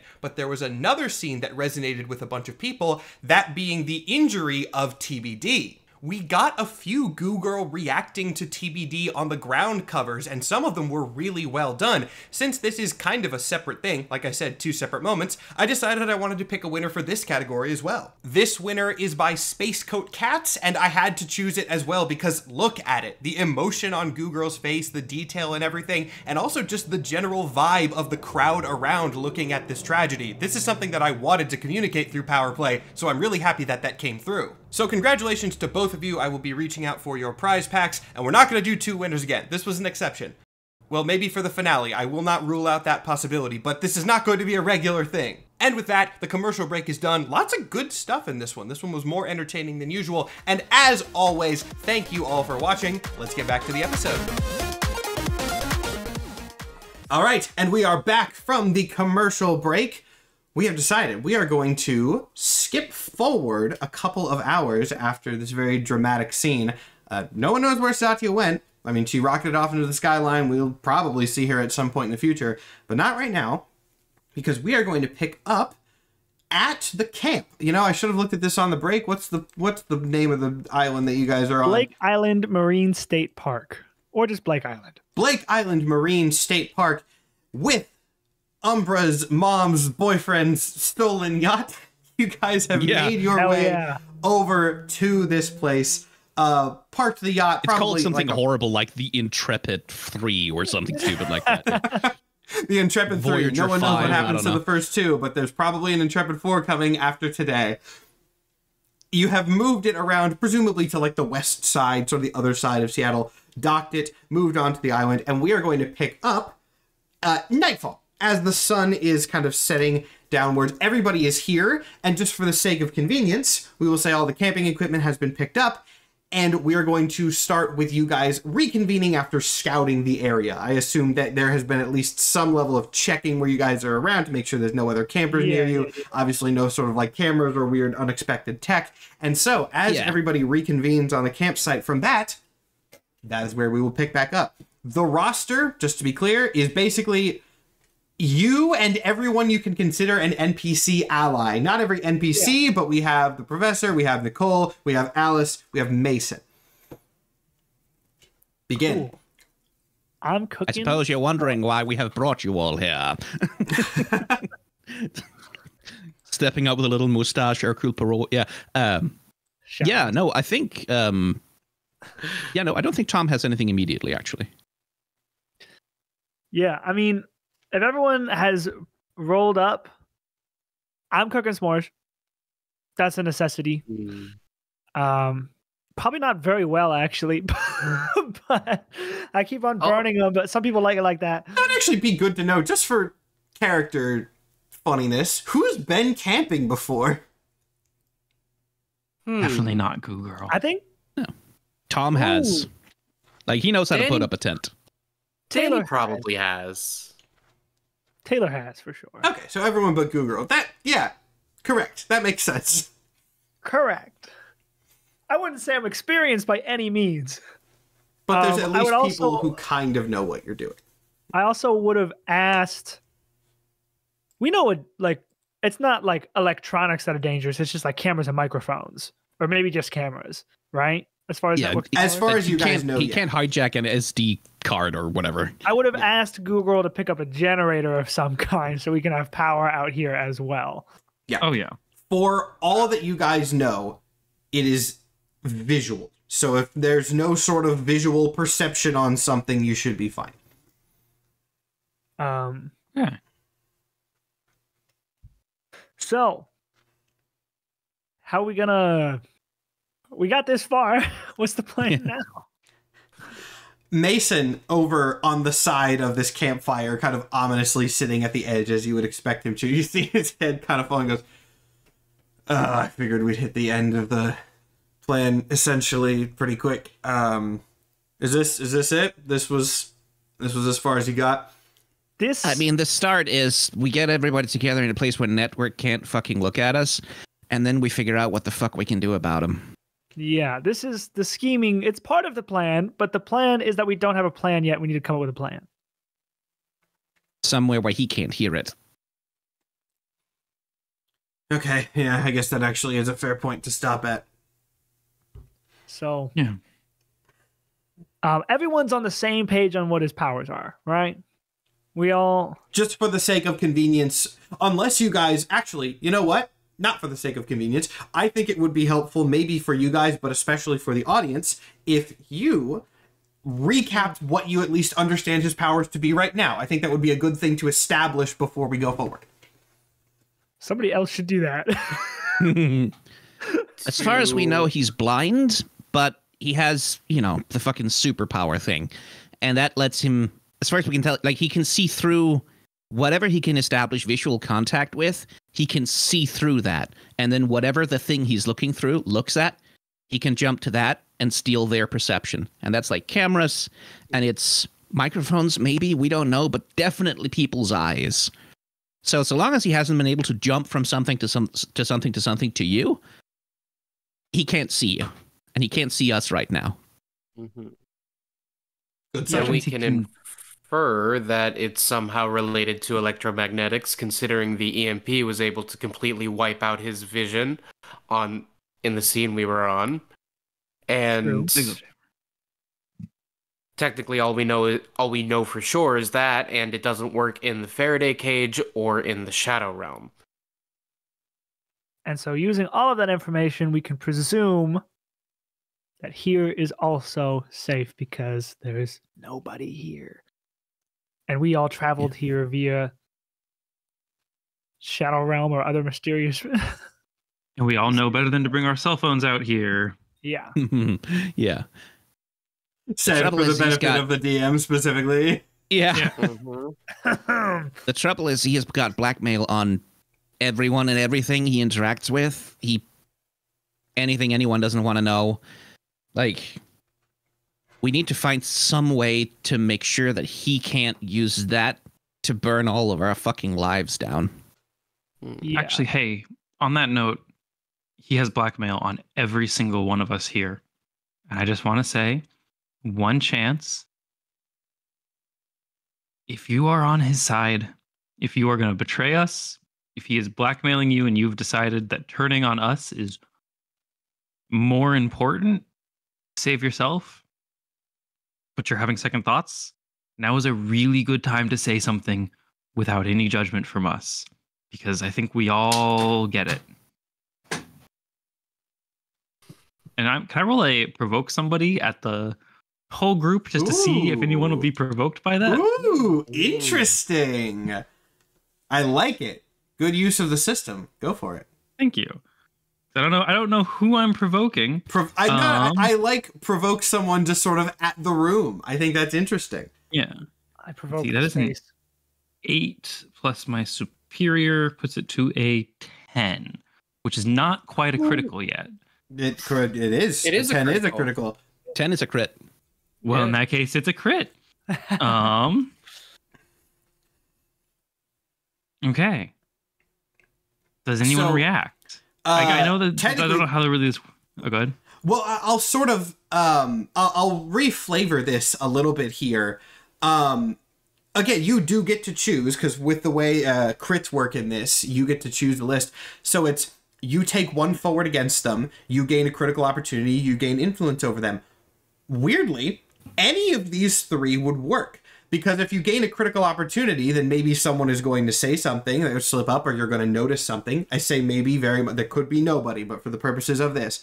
Or if you say you gain influence or take one forward against them, like, I'll write that down if there's anybody, and then I will sort of handle that in the back end.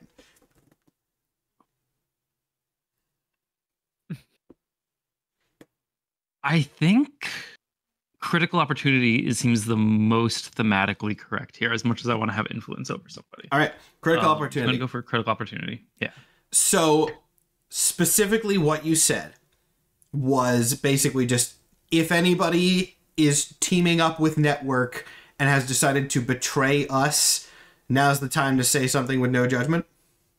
Yeah, like, I get it. I'm scared too.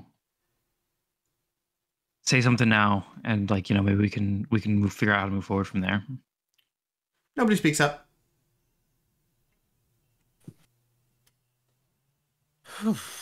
Cool. Okay. Legally, you have to tell us if you're going to betray us, by the way. Yeah. No, we're not You have cops. to tell us if you're yeah. You have to tell us. Imagine if I just went through all the mechanics of that role just to stir discord in the group. I Oh, really that would would. have been incredible. Like messaging one of us, you are not the imposter. Yeah. Yeah. Secret shape-shifting villain. Or maybe the specific wording of what Google said actually changed stuff. Maybe it's Jess's fault. I could believe that. You So- can believe whatever. Now that we know that everyone here is on the right side, the question still becomes, how do we fucking deal with this guy? Because I don't remember who it was. Somebody brought up a dead man switch where we worry if we just kill him, then we know he has eyes or guns on our loved ones. Yeah, I mean, his threat wouldn't work if he didn't have something like that, because otherwise someone could just take him out, and then that would be the end of it. Right. It makes sense, unfortunately. One thing we should probably focus on is being able to bring in EMPs to wherever this confrontation might happen. I mean, who knows? The signal jammers. The signal jammers.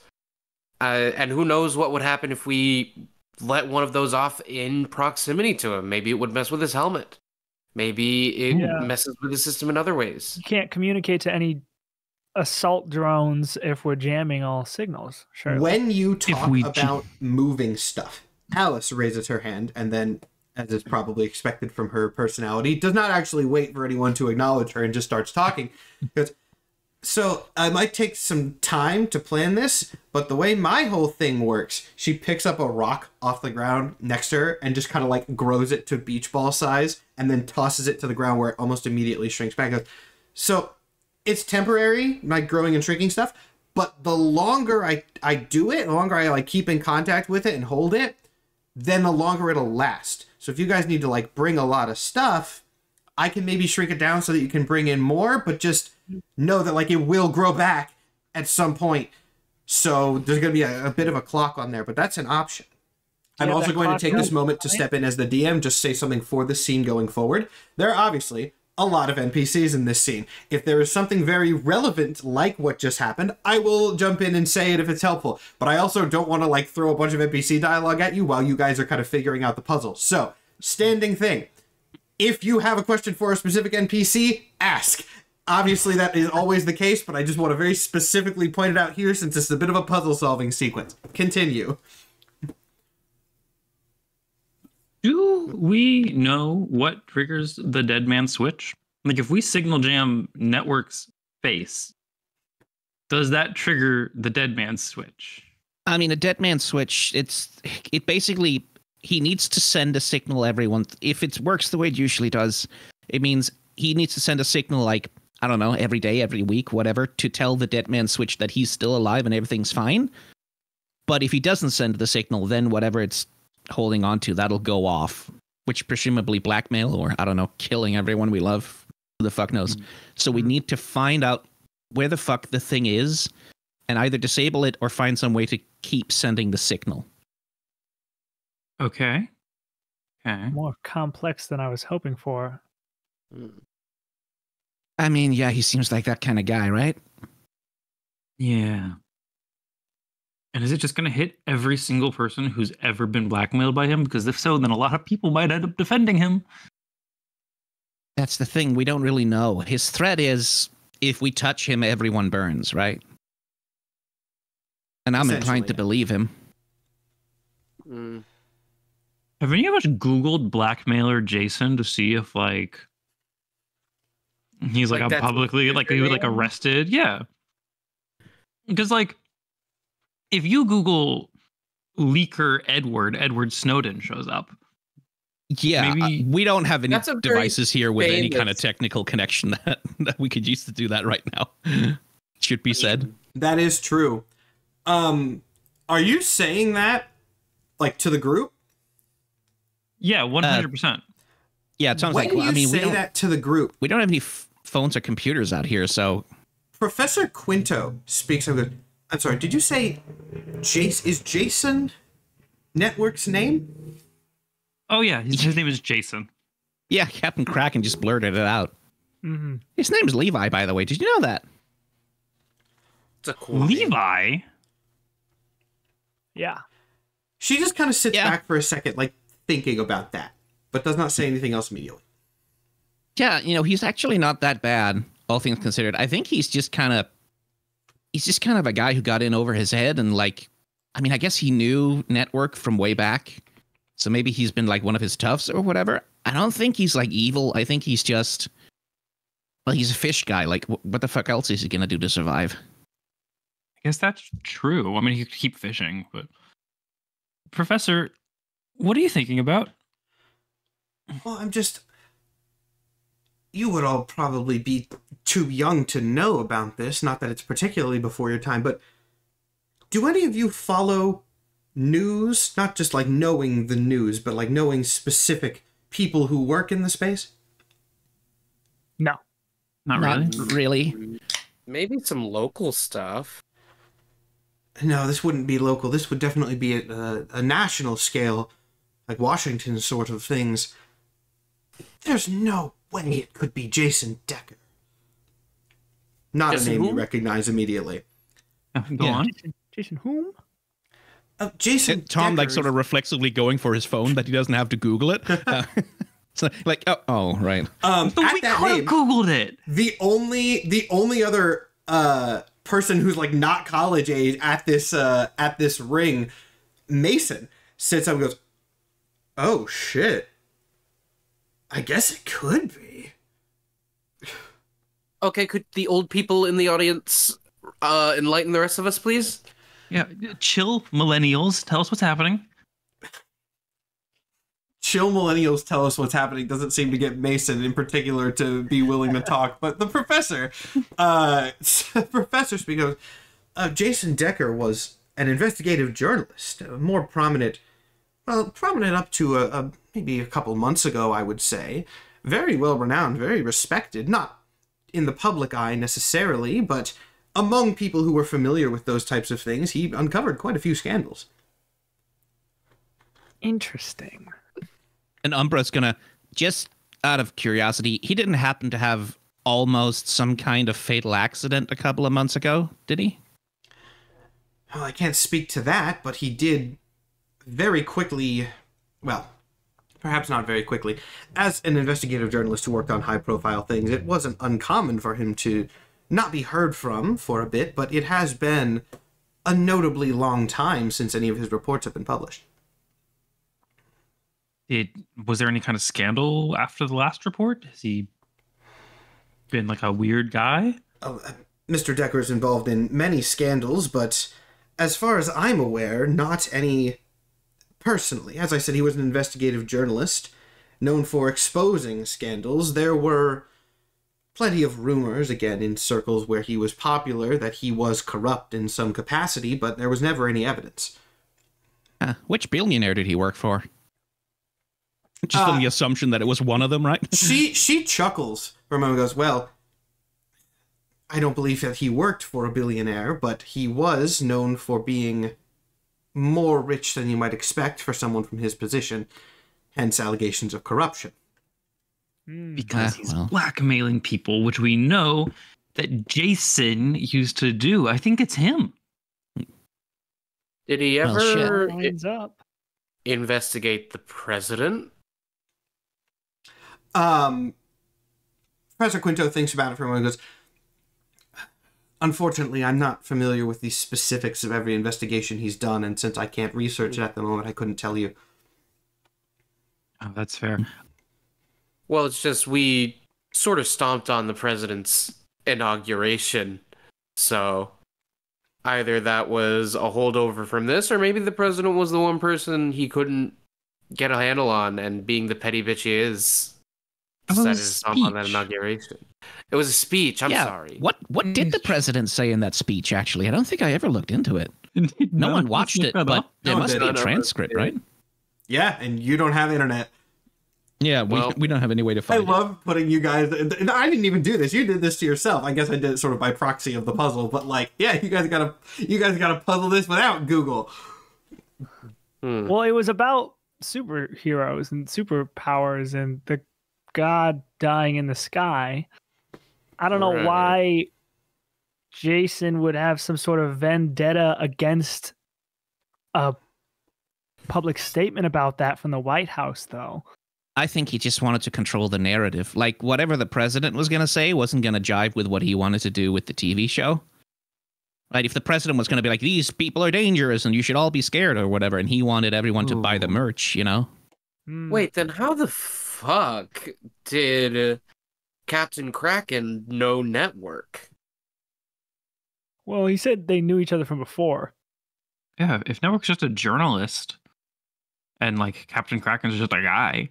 Like journalists and guys know each other. I guess. Yeah, he was a fisherman. Like he said, he was a fisherman. He couldn't get enough money to make his, things go around. So he did crime on the side. I guess he did that for Jason. Like there's a weird Jason, like as though he can't quite believe that that's the guy's fucking name. Jason. Yeah. Jason. You'd think you'd have a cooler name, right? Like he's like fucking Victor Von Doom or something, but no, Jason. Ooh. Jason Decker. I mean, Decker is cool. That's like what's it called? Ring Runner? No. Maybe in some other Blade Runner. world, he was some sort of dope skateboarder. Actually, while we're talking about superpowers and all that shit, I got mine there's a pause in this. Well, when a building fell on me, Goo Girl, piano, points at TBD. You nearly got shot, or someone else got shot. I think. Shot. I don't know. Yeah. It was all a blur. Yeah, and he'll point to Alice. Like, what was it with you again? Oh, I also had a building fall on me. Right. So and then Mason, that's like they almost unplugged your life support, right? Now, here's an interesting thing. Mason kind of looks, he goes, "What?" I mean, I think that's what Google found out, that you were in a coma and they almost unplugged your life support, and then Tell him that. why didn't you tell him that?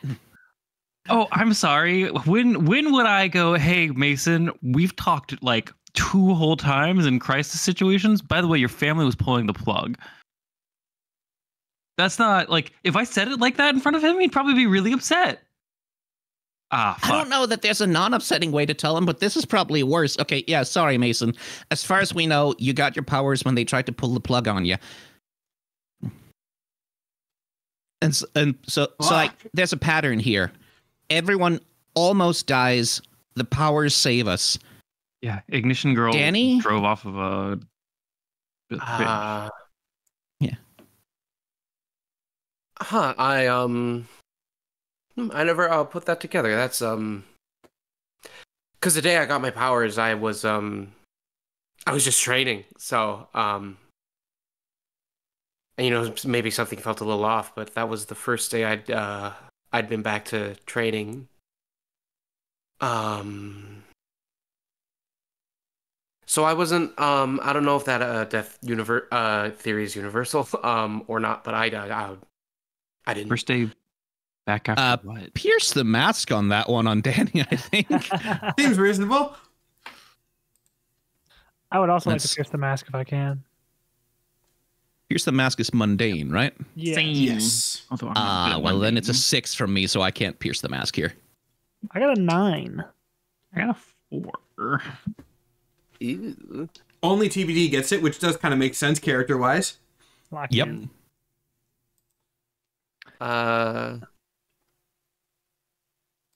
You get to ask questions, I I believe, is do, how I it guess. works, Isn't that unless how I that have to works? just say. None of the predetermined questions really work for this particular instance. I guess. You can Yeah, ask as whatever I've you as I've like. said before, you can modify them a little bit. Especially Yeah, this is You could say, how can I get your mostly for character to combat. open up about this? Yeah. Oh yeah, because how can I get Oh, your yeah. character to blank is something. That's a great idea that I just came up with. How can I get your character to open up about this? If you could have...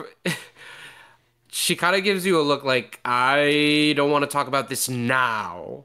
But you get the sense that maybe she would be able to talk not in front of the entire group about this. Noted. I give a little nod just across the fire. Yeah, Tom is sitting there. I mean, maybe she was about to have a heart attack or something. Like, sort of mumbling to himself, trying to figure out how this theory could make sense.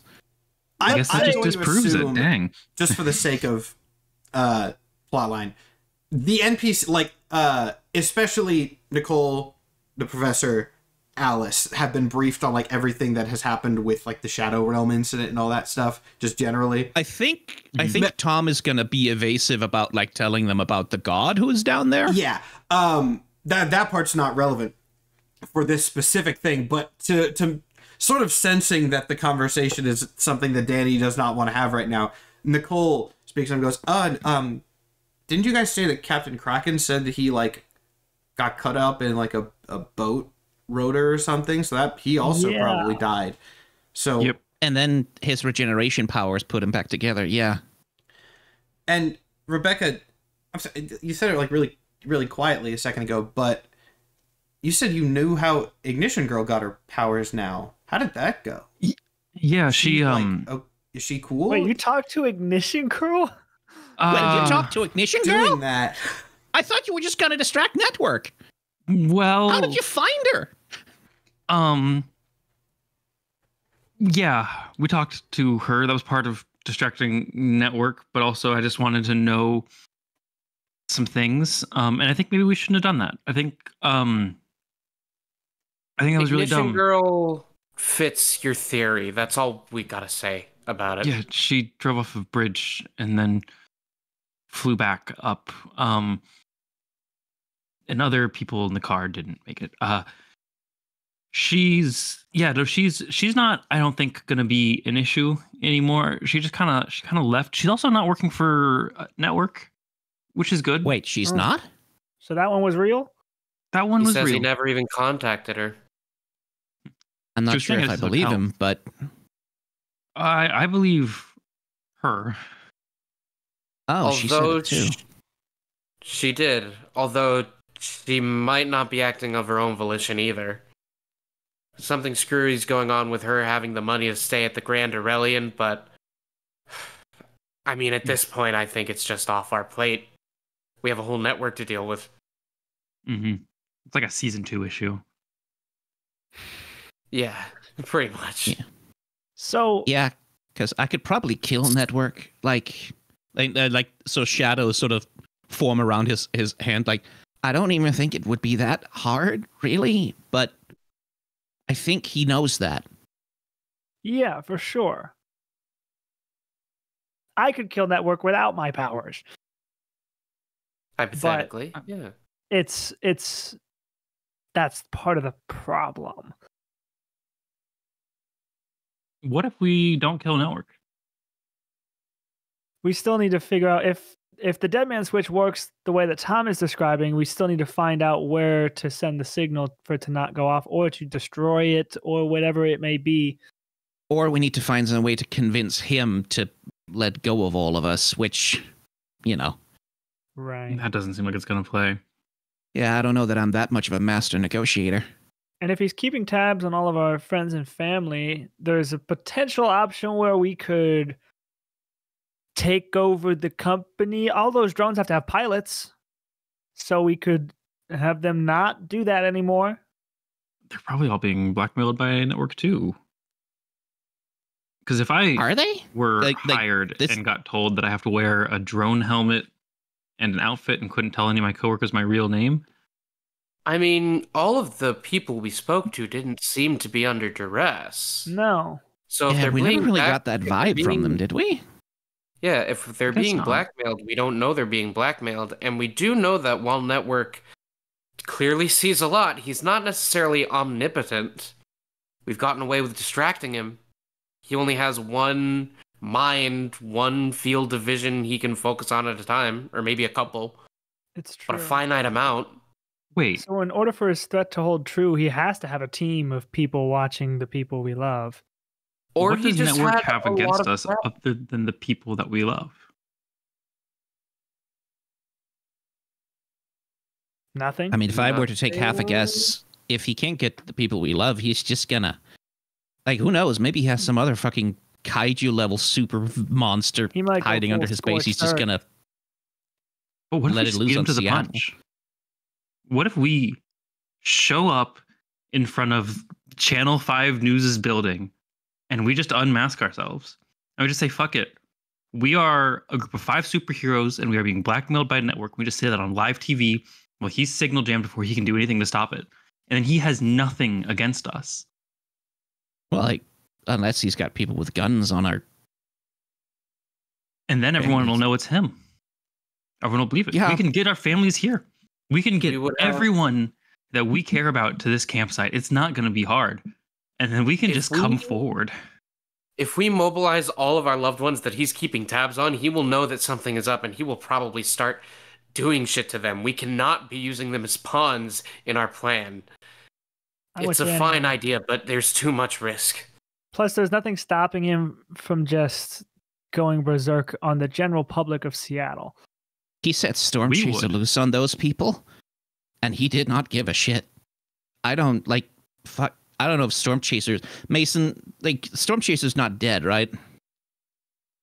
I'm not sure. I didn't see a corpse, I can tell you that much. He got taken away out of the medical facility. I mean, quite frankly, before I think it would have been best health-wise, but I'm not sure where he is, so practically but he we wasn't should dead when consider you last saw him him. on the table. Superhero movie logic: if you don't see a corpse, they're not dead. Yeah, no one's dead when the smoke clears. Like I mean, he has scorched earth. Camera. He has scorched earth options for everything, I'm sure. It's Sure, a matter but of he can't take down the entire city of Seattle. And honestly, do any of those drones have guns? Like, he has people, sure, but killing our entire families would take time and effort. And there has to be something in it. And Tom's sort of like, okay, so like, do you want to sacrifice your mom to take this guy down? No. No, me neither. Guess So not. let's move on to other options. A stranger's mom. Like, these are the options we're working with by just coming out and speaking about it. He will retaliate, and it'll be bad for someone. And we can't save everyone. We have to hit him first before he has a chance to prepare something. But we need a way to figure out how the fuck he's gonna set off the retaliation, and some way to block it from happening. It's got to be with his And that helmet, means, right? I mean, It's yeah, true. but we need to get to whoever he's paying to make this happen when he's not there. He has Levi, like he had Levi, right? That's a criminal contact from the underworld kind of thing. Presumably he's got others, right? So we can investigate his civilian life. I mean, now we know his fucking name. We can probably figure out who he used to know.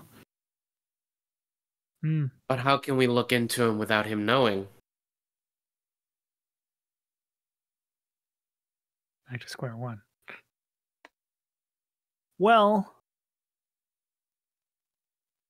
I have a question for Mason.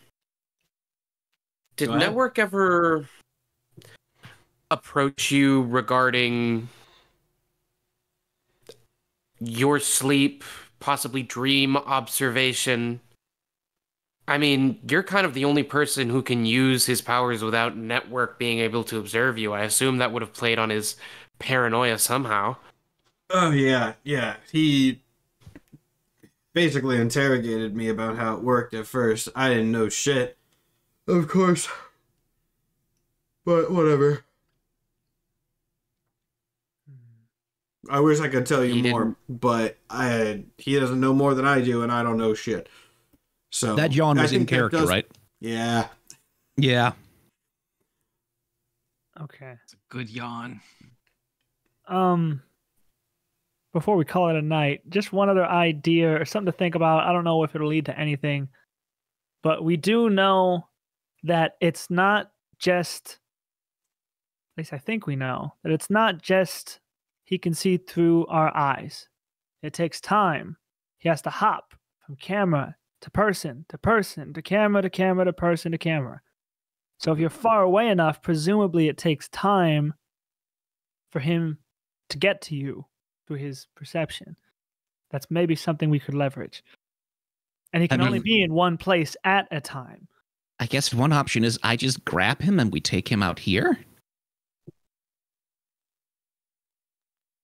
I Could mean, that is definitely interesting. If I mean, we the see only other thing we options. have to gain any leverage over him is to separate him from his network, right? That's how he So, sees. That's how he controls things. It's all his power. Shit, if So I really push it, I think I could probably take him to like Canada. It's quite a ways away. I mean, if you can get him somewhere where he won't have any technological access and then blast an EMP, that should at least reset all of his connections, and he's essentially going to be floating in the open water. Yeah. Or just drag him into the Shadow Realm, I guess that works too. But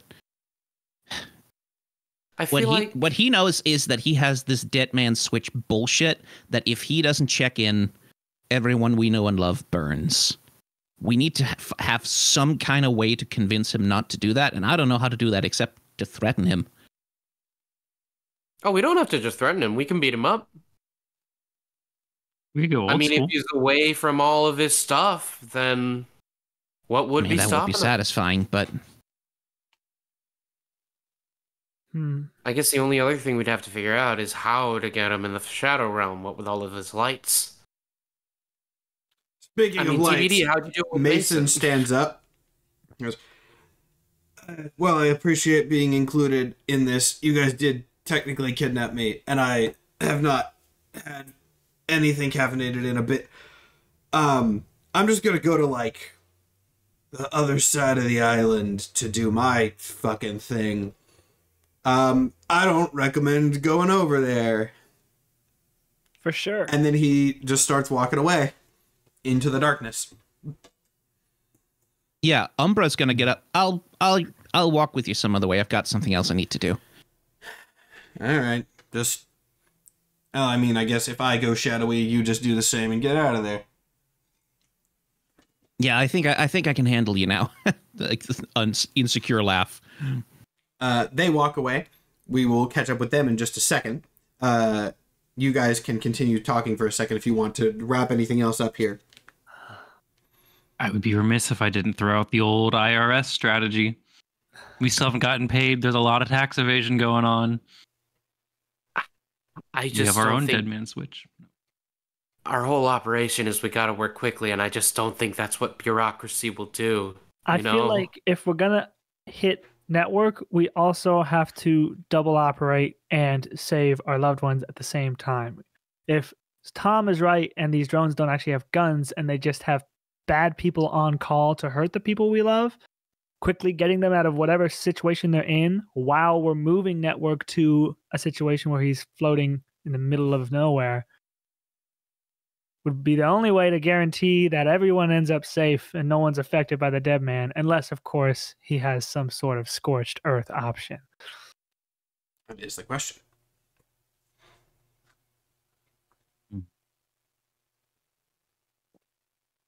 I got nothing.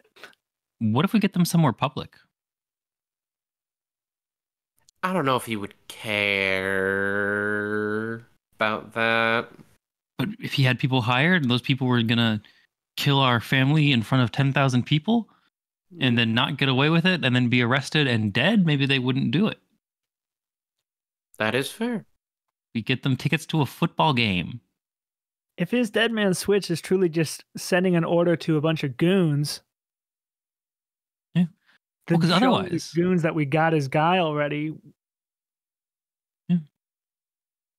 Because, like, I mean, none of us have secrets other than our secret identity. And we've all been pretty laissez-faire, I think is the term. This is me out of character, not remembering what the word I'm using That would is. be right, yeah. If I'm understanding you correctly, which I think I am, that is the correct term. I mean, Danny, your secret identity is your very public stage name. I'm made of goo. TBD, it's your initials. It's not my Except- initials. But you freaked out that it was your initials earlier. I got nervous. Oh, that's embarrassing. Okay. It's not my initials. My last name is Marriott. That's embarrassing. I know. Well, And Umbra, you have a very well kept secret identity, I think, except for the fact that your shadow does that. You're not here. You left with Mason. Hey. Like, then our family safety is the only thing that matters.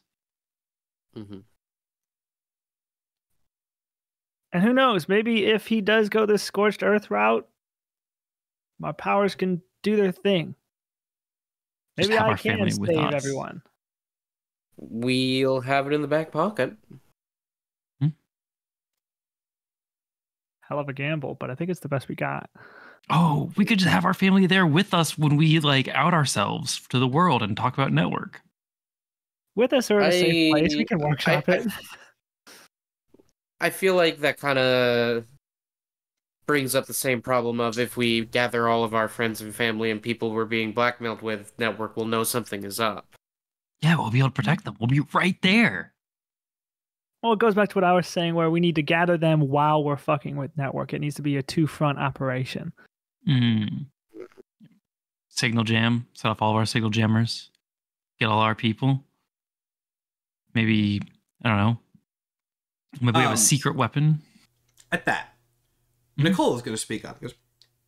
Because, you did like a signal jam when we were coming out here, right? To stop all the drones from following? That was discussed, I think. Did that happen? If it We was will have discussed, I'm gonna say, on the boat. If you guys wanted to do it, you can do it. Now, it was not explicitly mentioned because we time skipped over, but yes. So Yes. you guys, I hate to bring this up, but you guys are talking about like network might know something's up if you start making big moves. His signal got jammed and everyone's been out of his reach for hours. He might know something's up already.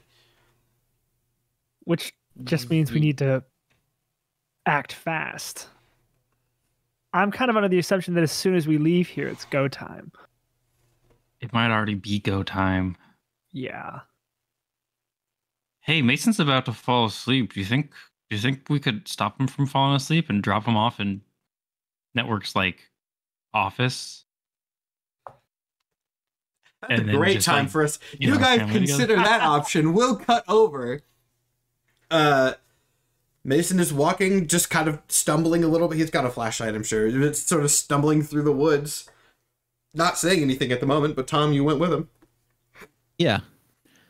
And I think Tom will be in his, like, entering his shadow form as we're walking through. He'll, like, help Mason, like, tree root, like, sort of, because he can see in the dark insofar as his vision works that way. You go first. That makes sense, actually. Yeah. And, like, he's not really having much conversation with Mason, as it were. He has another purpose in mind that he's walking out there for. But he is like, you're going to be okay just floating, like, I don't know. Did you bring a blanket or something? It might get cold.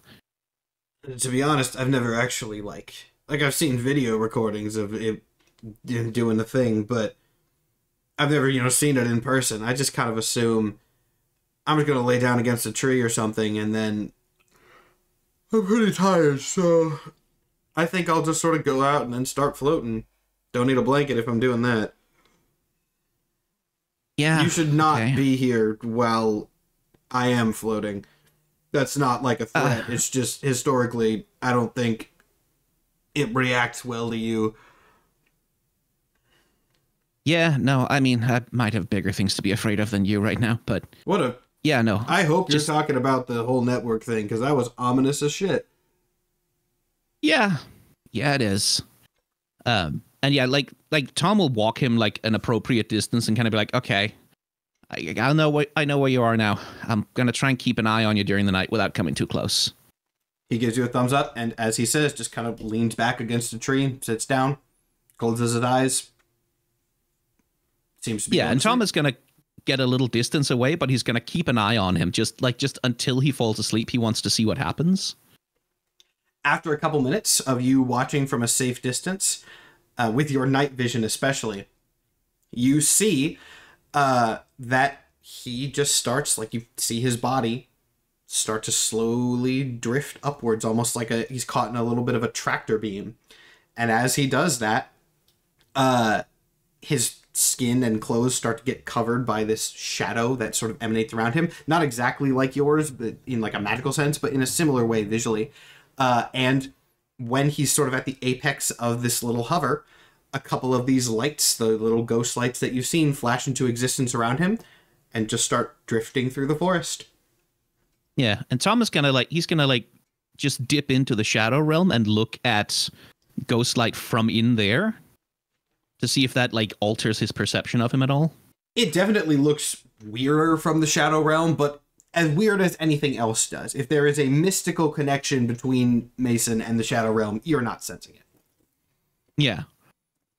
yeah, sort of with that, like he's just gonna, yeah, I guess he's all right, and he's gonna go off a little ways away from Mason, a little ways away from the camp, and he's gonna like use his shadow tendrils like to build, like grab a bunch of rocks from around the forest floor, pile them together, and build a little fire in the middle of them, and sort of sitting down like awkwardly, like not really knowing what to do. He's gonna pull from his pockets. He's got like a couple of plastic like Ziploc bags with some like T-bone steaks in them, like still with the bones attached, and he's gonna go, man, I don't really know how to do this right.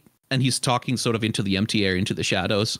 But Ereshkigal, I dedicate this sacrifice to you.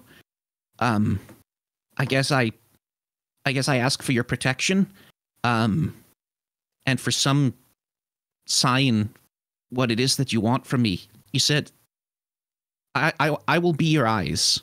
Whatever you need to see, I'll see it for you. I just, in return, please, like, you're the goddess of the death realm. If we all end up dying, please do what you can to get everyone to a nice place afterwards. I guess that's all I can really ask you for.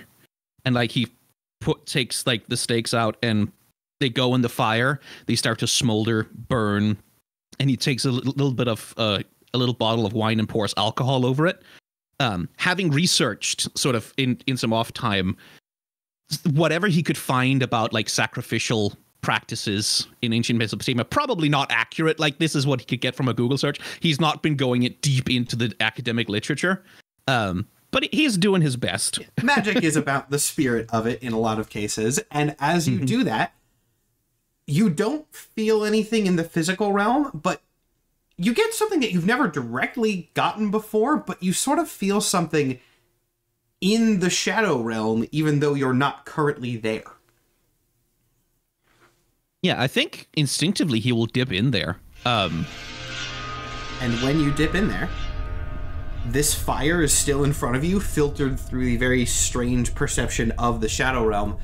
But a few feet out on the other side of the fire is this shadow darker than shadow, just standing there. Yeah, he'll like instinctively sort of like get down on his knees, kind of like, I think this is what I'm supposed to do kind of vibe. As you've seen her do many times before at this point, Ereshkigal kind of cocks her head to the side. Not speaking, as you have never heard, but you get an emotion conveyed, as sometimes happens. Not one of confusion this time, but one of sort of amusement. You get the sense this is not something that Ereshkigal has seen a mortal do in a very, very, very long time. And it's a little funny for her. Not in a bad or sort of mocking way. Almost like a familiar sort of amusement. Yeah, he's like, yeah, I tried to do some research. I figured, you know, if I'm in debt to you, I should honor you the way that you're supposed to with gods? Question mark. Saying gods, you see this shadow form in front of you sort of tilt its head upwards, but you get a sense again in this sort of emotional, mental, psychic context. Ereshkigal is not looking up when she does this motion. If anything, you get the sense of looking out. Yeah, I think Tom sort of is respectfully awaiting for her to ask of anything from him. Mostly just like, in the sense, as far as he's concerned, he's pledged his service. Like he said, I will do the thing that you ask of me. Like I will be your eyes. I will do as you have asked.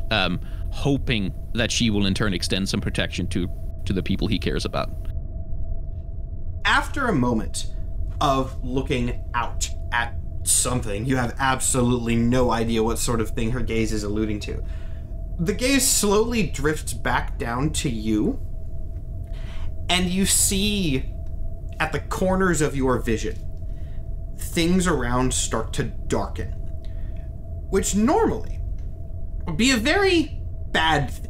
In most sort of visual contexts, the area of your peripheral vision suddenly darkening, not really good. But in this case... Yeah, if that happens to you, audience, go to the hospital. Yeah. in this case, with the powers that you have and the being standing in front of you, as this darkening starts to creep further and further into your vision, you realize it's not just your vision, it is the environment itself around that is darkening. And if anything, it feels kind of comforting, right? This is like a sort of, maybe not a shield, but there is an aura of shadow that has darkened around you and around the environment, which does feel protective in some sense. And while the sense that you get from Ereshkigal herself during this is not necessarily one of gratitude or one of sort of a reward for your actions, you do immediately have a sense, less even from Ereshkigal and more just somehow deeper within yourself. You have a sense that whatever eyes she wants you to be, whatever thing she wants you to observe for her, that purpose is not yet done. And you can tell that she is going to definitely cast some sort of protection over you and maybe the people around you until she has the information that she needs at the very least. Yeah, I think Tom genuinely is gonna hit the dirt, literally sort of slump down and bow in front of her, just with relief. And there's thank you. I mean, I don't know if I can do this, but thank you. The shadow around you, this aura, ripples slightly, as if there is a sort of silent laugh coursing through it. Not in an ominous or mocking way like you saw the shadow version of, or not really shadow version of yourself, I suppose, the light version of yourself, as it were, with Ghostlight. Not like that. A more good-natured laugh. Once again, this is something that Ereshkigal has not seen for a very long time, and as much as a being like this can appreciate it, she does seem to. She starts drifting up into the air a little bit, up and away, just as if, leaving the scene normally. This is probably how she approached before you went into the Shadow Realm. And as she does, that crack in the sky that you saw the catalyst energy flowing from the last time you were here in one of her visions appears again, not in a literal sense, but in this sort of psychic vision of her showing you something in the past. And as she drifts away, staring up and out at this crack, once again you get a psychic message in your mind, more and more understandable each time as you communicate with this being and as your mind adapts to understanding her messages. And this time the sense that you get is one of not necessarily confusion, but of intrigue. A sense that things are changing, and changing very rapidly. But if anything, with this, and with you and your attitude towards this situation, Ereshkigal has regained some level of confidence in her place in it. Interesting. I don't think Tom has a response to that, but no, that's interesting. It's a very interesting thing because while it is comforting in some sense, as she drifts away and this vision fades, you realize that does mean, in some way, she was nervous. And the idea of what could make a being like that nervous certainly is not comforting. And it's probably not network, is it? No. Oh, definitely not. Yeah, I think Tom is just gonna sit there, for a while. And I'm gonna use one of my lovely moves. I'm gonna use the move Dark Visions. And mark my doom track for it, which I'm getting close to nothing happening. Don't worry about it. I'd say we're nothing close to the end of the series, but calm down there, bud. Yeah, nothing bad is gonna happen because I marked the doom track. Don't worry about it. And he's gonna again, not really sort of consciously, but he is gonna be in the Shadow Realm long enough that he's starts to try and feel his way around the world, and he's just looking for any kind of information that might be useful to him, right? I think he'll be checking in on his loved ones, insofar as he can reach them, and trying to figure out whether they are currently safe. He's gonna look, mechanically speaking, I'm looking for any kind of information we can use to figure out how network might be able to harm them. But emotionally, Tom is just kind of sitting there and reaching out to the people that he cares about. Yeah. Right now, as you try to connect to these people that you love through the Shadow Realm, you don't feel any sense of imminent danger. But I will say, confirming what Nicole said earlier, as you sort of reach out, I do imagine that some of these sort of tendrils of consciousness reach out towards the hero complex. Oh yeah, he's going to be checking in on what the fuck Network is doing too. Absolutely. as much as he can. And you can tell, without being able, this Dark Visions ability, I mean, it's pretty clear from the name. It's not like you get to see exactly what's going on. It is you get to sort of have a mystic prophetic vision kind of thing, right? And the vibes that you get are worried. More worried than you have sensed from this area before. Actually, kind of genuinely so, right? Like, you have been off the grid for a while, and there was another signal jam before that. Though he would never show it outside of any of these sorts of prophetic visions that you have, where you can, pry directly into the nature of things, Network is somewhat on the back foot right now. You have put him into a situation where he does not know what's going on. And as you know a little bit more from knowing his background now, this is not a situation that he is in very often, right? Even before he got powers, to some extent, this was his job. He was an investigative journalist, rumors of corruption. You can kind of infer that a lot of those rumors were true, even if you don't know the specifics. This is the first time in a while where he has been this level of uninformed on something.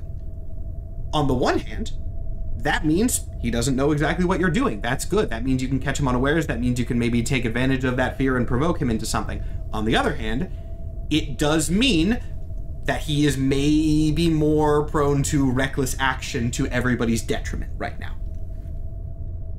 So he is aware.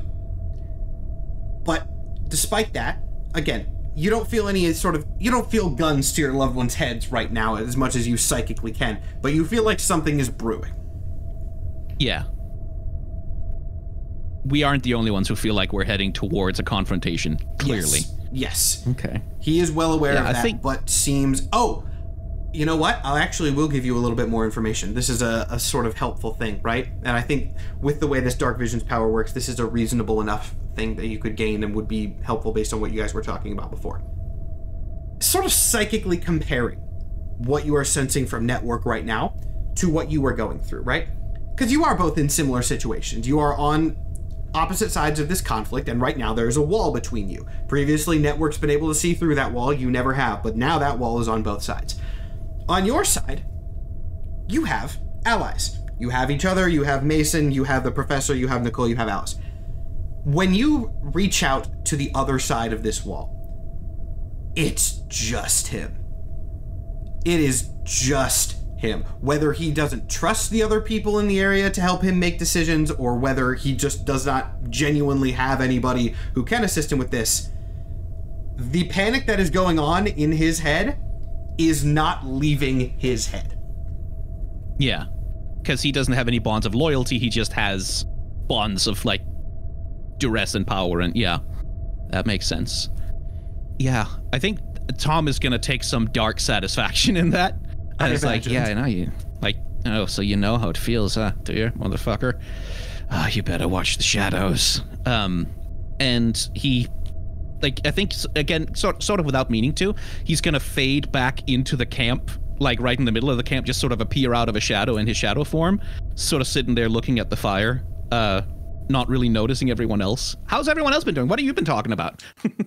As Tom just appears. Shit. Oh, hey, Tom. Oh, Nick. welcome back. Oh shit, I didn't even realize I was back. Hi. Hello. Is How'd everything... Mason all good? Yeah, he's a little ways out there. He's sleeping. He just floated into the air. I think he'll be fine. Like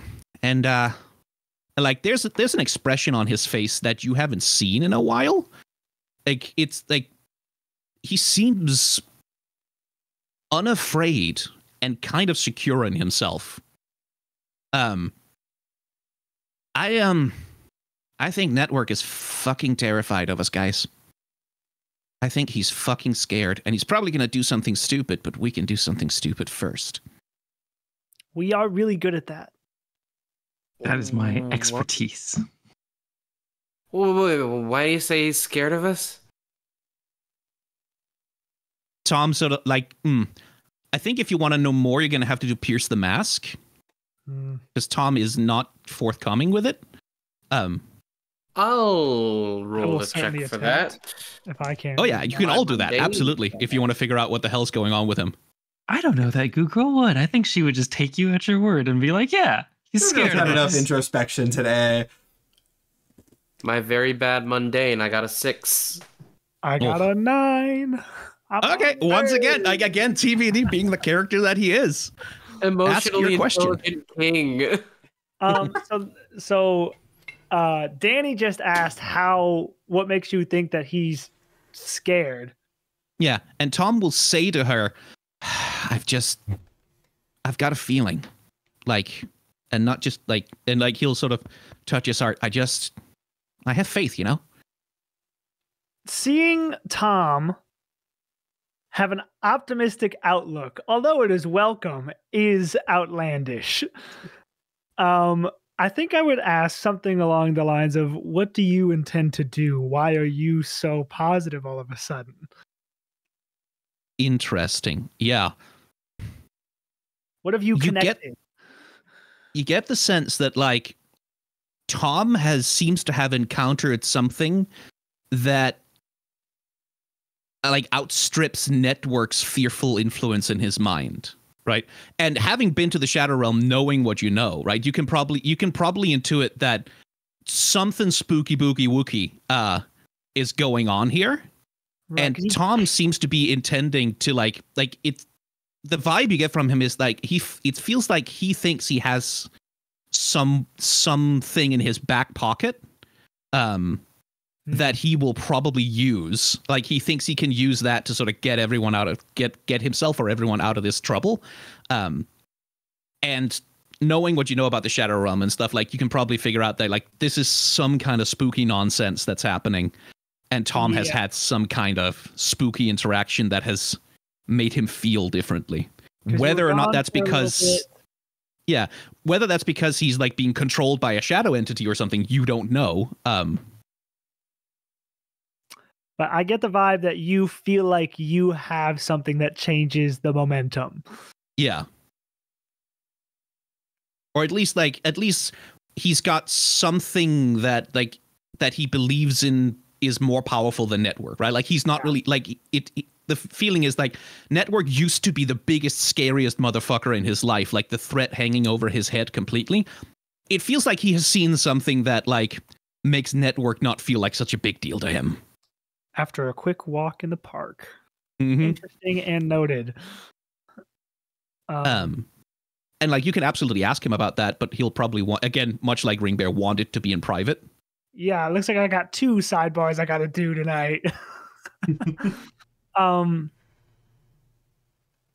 do have a question. We kind of flash forward to the night. And Mason is asleep now. Did the blood work, did I ever get an update on that? Was that in process? You grabbed the plugged-in medical device. I did. Took it through the We do have a generator out here. We have a generator, you know? So you ask, we'll just kind of flash back to this scene happening earlier. You ask Mason if, you know what, I can visualize this perfect thing, right? Very close zoom in on TBD and Mason, where you're like, hey, so can you finish that blood work from earlier? And Mason just stares at you, like, incredulously, cannot believe you asked that. And then the shot zooms out to reveal you're in the middle of the fucking woods. And there's, like, an owl call in the middle of the silence. And then we cut back to where we are now. Was that a no? Okay. Cool. TBD's gonna get up and go, well, we still got a lot of planning to do. Fire is about to go out. Danny, I need your muscles. We're gonna go get some logs. Oh, fuck yeah. And I am built for that task. I assume we have some kind of hatchet as well that we You can, got camping supplies. I'm not going to make split you logs. Yeah. put like a shopping list in here. That's reasonable. So we're gonna walk away far enough away so that it's just me and Danny. And I will be picking up logs. The fire is going down.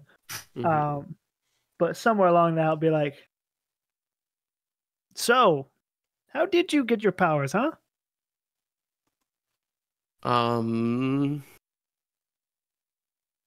Like I said, I was training, and wrestling gets pretty dangerous, I guess. Something must have happened. Yeah, I guess so. And you seem pretty rattled by that. It just wouldn't have been the first time it happened to me, and learning that I didn't know that it happened that time, it rattles me a little. Didn't you say something about someone close to you dying? That wouldn't have anything to do with this, would it? Danny sets down the logs. She's been carrying them. She places them the long way so that she can have a little seat to sit on. So I'm ring bear number 6, obviously. So there was a ring bear number 5, and that is the man who taught me to wrestle, taught me to cut a promo, taught me how to work hard, taught me a lot of things. And one day we were trading, as we often did. I think I was hitting a brain buster, which is usually a lot safer than it sounds. But he just landed rough. He didn't get up. He died a few days later. And that was my fault. He was in my arms when it happened, so kind of fucked me up, obviously. I took a break from wrestling, and that day is the day I started training again, because as much as his death hurt, it would be worse if I didn't at least keep chasing the dream that he trained me to do, let him live on. And now I learned that that day I was going to die too. So I guess it's just crushing to know that I wasn't fit out to be a hero, and I wasn't even fit out to be a fucking professional wrestler. So I don't know what I'm gonna do from this point, because his legacy would have died with me. I would have let a lot of people down, a lot of people that didn't think I should be a wrestler in the first place because it was dangerous, and I knew, but I did it anyway, and I knew being a hero was dangerous, and I did it anyway, and now my family is in trouble. Listen, I've been going along with this, even though I couldn't at first, but I'm really fucking scared, man. I can't lose anyone else to this, to what I've done recklessly. So if things start going south, I want you to know I am gonna get out of there. I think Taylor just listens to all that, takes it in, takes a seat on his own log, places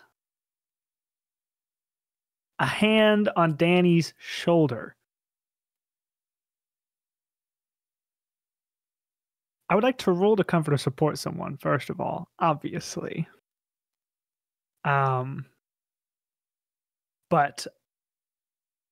I would like to just say,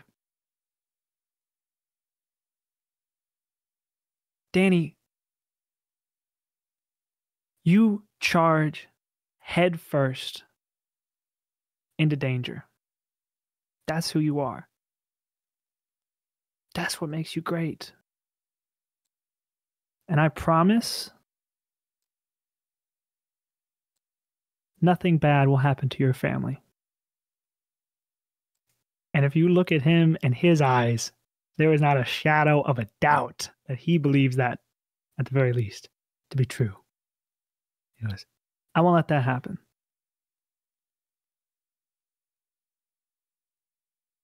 And I did get a 7 on my comfort or support someone. Success.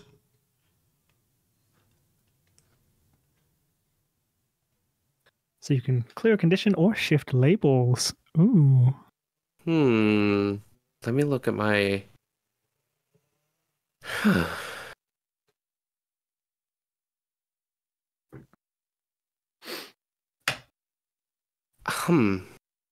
I will unmark the hopeless condition. Nice. I'll take that. Danny says, those are a lot of idealistic platitudes, but fuck me, you believe it, huh? You bet your ass I do. I let one person die. And it's not going to happen again. Well, TBD, you're one of the people that I do want to protect. So I want to get me out of there. I want to get you out of there. I want to get the team out of there. I want to get my family out of there. But it's like you said, I just jump headfirst into danger. And I don't think that's something I can stop doing, but it's something I could maybe mitigate the damage from. So I see a life where I could work for Network and just do what I can to deter more villains, to deter people from getting into this superhero shit without knowing the risks. At least to put my strengths to good use. But I really do appreciate that. Yeah, and you're not going to have to ever work for Network. This time next week, Network's going to feel like a bad dream. I've learned a lot from all of you. I feel stronger. I feel like I got a better grip on my powers. I think we got this. With you on our side, I think we do. I mean, you really are the most of a hero among us. I mean, you actually save people for one thing. Hey, thank you, but I'm nothing without my team. Turg. Turg. Nice. Let's get back. Okay. And we come back with wood. Logs. A very Good good logs. scene. A very good scene, in fact. We know Danny's backstory. I've been waiting for that to get revealed. It's so good. I'll talk about why I really like it specifically in the after show. But now we have to address something. So, fun, super simple, super easy question. Everyone is here except Mason. He's taking a death nap that no one can go up near him for. In this moment right now, what is your plan? I don't need like an immediate answer. Like, think about it, feel free to deliberate a little bit more. But like, we're coming close to the end of this episode and it can change again. But I want to know, recap, in this moment right now, what is your plan? I think we last landed on getting Network out of his network. So disconnecting from his network. And at the same time... Separate him from his resources, yeah. Yeah, separating from... And at the same time, prioritizing our family and friends, getting them to safety. And just keeping in mind that plans might change and he might attack the general public. And to just have that in mind. Okay. Yeah. As far Certainly as Tom, certainly Tom is going to argue for, like, this motherfucker is scared. And if he's scared, he can be persuaded to do something to protect himself at the very least. Right? Whether that is a truce where it's like, we won't come after you if you just leave our people alone and you just like keep broadcasting power play, but don't kill people while doing it, right? Like we can offer him something, some kind of a mutually beneficial arrangement where he gets to not be scared of every shadow for the rest of his life. And we get to not have our families die. Like that's certainly Tom's thing, is like, he's scared. Like, he's scared of us just as much as we are of him. Okay. Right. Then let's fucking scare him. Right. He wants to scare him and negotiate. That's what Tom is arguing for. Does anyone else have like a different perspective? Anyone just want to kill him? I mean, I'd love to kill him. But I feel like if we're doing some sort of battle on two fronts, I don't know if interrogating him will work. I don't know. I think he's fine with mutually assured destruction. Yeah. Because he can always rebuild. Like, as long as he's alive, he can rebuild. He can blackmail somebody else. Then I guess our concern is who we're going to have with network and who we're going to have rounding up families to bring them to a public area where any hitman wouldn't be likely to strike. I do think having Tom round up families, since Tom is the one who can move the fastest, makes sense. I don't feel great about sending our families into the Shadow Realm when the first time they meet Tom. Yeah. So maybe somebody who's less scary should go with like TBD or Glue Girl. Come with me to the shadows. You will be safe. Yeah. I will drop you off in a crowded It will be a mall. serial kidnapping. Like that's very Yeah. much what it's gonna be. That is actively kidnapping. Saving people is definitely usually my MO. And so Yeah. I could I will tag say, along. like, if Tom is the one who is abducting Network, everyone else can move freely while that's happening. That's true. That's the problem Yeah. I was going to bring up, is if Tom is the one saving the people who's going to abduct Network, we really have no other way to do that. That's So true. in that case, we do have 7 people at our disposal besides Tom. 4 supers. So Technically, you have 6 superhumans in Oh. total, though wait, one yeah, of them isn't super controlled. yeah. And then a professor and a college student. Yep. Mhm. Both of them quite smart. I mean, you could ask Ephraim as well, right? Like, he knows. Yeah, you do have Sammy, technically. I So mean, long he's as just a Network guy, is but- out of play and can't give direct orders, like, Yeah. everyone else can do whatever the hell they want, Now that I right? think So about long it, as Tom can keep him contained, it's just a matter of how long can I do that? Yeah. Every single one of our plans has been based around distracting Network while we do some other stuff. We are clearly, if Tom, what you're saying is true, that he's scared of us. Love the gusto. Wish that was around more often. If he's truly scared of us, when we leave this island, we will be who he is watching. Why don't we? I don't love the idea of sending others in to do the civilian stuff, but like Nikki, Professor, Mason, you guys could. And Alice is a superpowered person. She could protect them if something goes bad. You guys could go around the city to different addresses and bring people here while we're doing some crazy ass shit. Yeah. We could all go Wait. kidnap Network together. Do like a faux, make them think that we're just coming in for an attack, an all out brawl, but really we're doing other things behind the scenes. Mhm. To be clear, are we bringing them to the island or are we bringing them to a public place so they don't get... That is a tough call. I think it's got to be a public place, somewhere central that we can get to if we need to. The island is isolated, and so if something happens, they have no help other than what we bring. And if Network's plan is a missile and we bring them to the island, we kind of That's fucked true. up. If it's a missile and we bring them to a football stadium, then the U.S. government can intercept that for us because they're not going to let a football stadium get bombed. Right. and- Take them to like a heavy populated area or like a police station or something. Yeah, I mean, I could, and Tom sort of chuckles him. I mean, I could probably go to Washington and find the president and just tell her. And he's chuckling to himself, like, that's a silly idea. What if it's not? What if it's not? What if we recruit Madam President? I feel like This is your planning session. I feel like someone's looking at We me. go straight from here to Madam President's office. Network really has no way of getting to us because we know he has to hop through certain hoops to get to where he wants to go, and he won't be able to see where we head through the Shadow Realm.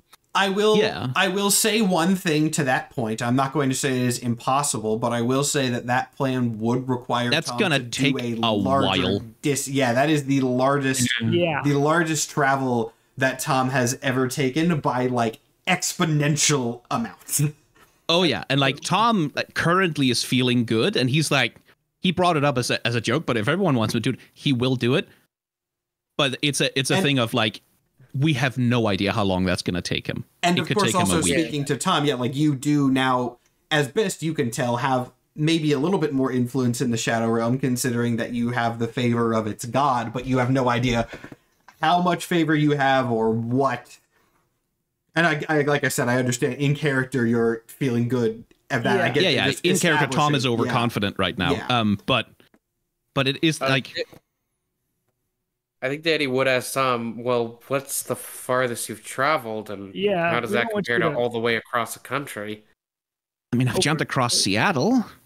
I think it should be possible. That's a lot smaller than the country. I mean, yeah, and like he's sort of like the suit sort of flows over him for a moment as he kind of goes, shadows are, you know how we think light is the fastest thing in the universe?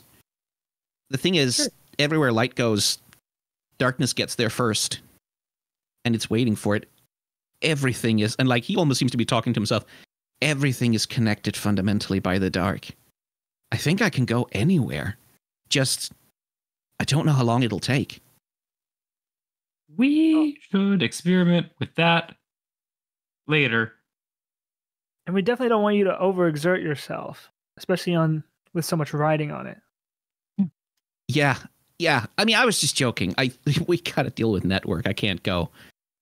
I don't think I want to be that far away from him for anything right now. Who suggested that we have the crew network doesn't watch pick up our families? That was DVD. I think that's so smart. Because if we all peer in his studio and act like we've thought it out, maybe we can be like, haha, we know your name. And he thinks that's our big gambit that we have against him. Yeah. If we show up. Gambit. Yeah. If we show up and we're like, we've got you, Jason Decker. And he's like, yeah. That's all you have against me? We're going to tell everyone your real name. I got my finger over the tweet button. Yeah. I think he'll think he was worried for nothing. Laugh in our face. Yeah. We'll fight him to stall. Yeah. Google, can you make yourself like completely opaque so no light gets through you? I can try. Okay. Because if you can get a big shadow on him, I think I'm going to take him sightseeing in the Shadow Realm. I mean, we probably set up a campfire. We could test that now. Yeah, okay. Let me... Sure. I'll just make a big shadow over, and I think a Goo Girl is going to just, like, become a dome over probably TBD, since you seem to be the one that things happen TBD, to the most. Who has not spoken on this idea at all, suddenly gets domed by Goo Girl. Oh, okay. Yep. Sure. And, try to go as opaque as possible. And I don't know if that's something I need to roll for. As gross as this is, reasonably the way I see you doing this is kind of just like, you can absorb things. In this case, just like grab some dirt, like, and sort of disperse that throughout. If like maybe other like liquid, there's ways that you could do this reasonably enough where you don't have to do a roll for it. Cool, yeah, so I just make an opaque dome over DVD. Walking into Network's office with pocket sand. Transparent when you're just normal Rebecca. Yeah, I assume this is a power that you have to some degree. Oh, already. yeah. So this is the thing that I do every time I... Now, granted, like, with the way your character art is, like, it's been established that your civilian disguise is not perfect, but reasonably you are opaque enough that you can cast a shadow. So, yes, you can do that. That's fine. I probably didn't need to even... So it'd be like a big flesh-colored dome? Oh, no. Oh, ew. You can make it other colors. You can, can yeah, go it over doesn't that. have to be flesh. Actually, yeah, restriction. No, on it use has of to be power. flesh colored Only now. opaque, only flesh Because colored. it's funnier. It's Pepto Bismol pink. Yay! Whimsy. I don't know if it's worse or better. Up to you. Whimsy. Have your face on this one. Yay. Okay, so what was the point of this test? To drop you into the Shadow Realm and just be generally horrifying. Yeah. Make sure well, we can do it. you being network. Yeah, do this to network. Mm-hmm. It doesn't Because work. if we can get him in there, he's on my turf. That's true. And I don't think Although- he's going to have a good time. Is Tom going to be there? Because if Tom isn't there, he'll know something's up with Shadow, surely.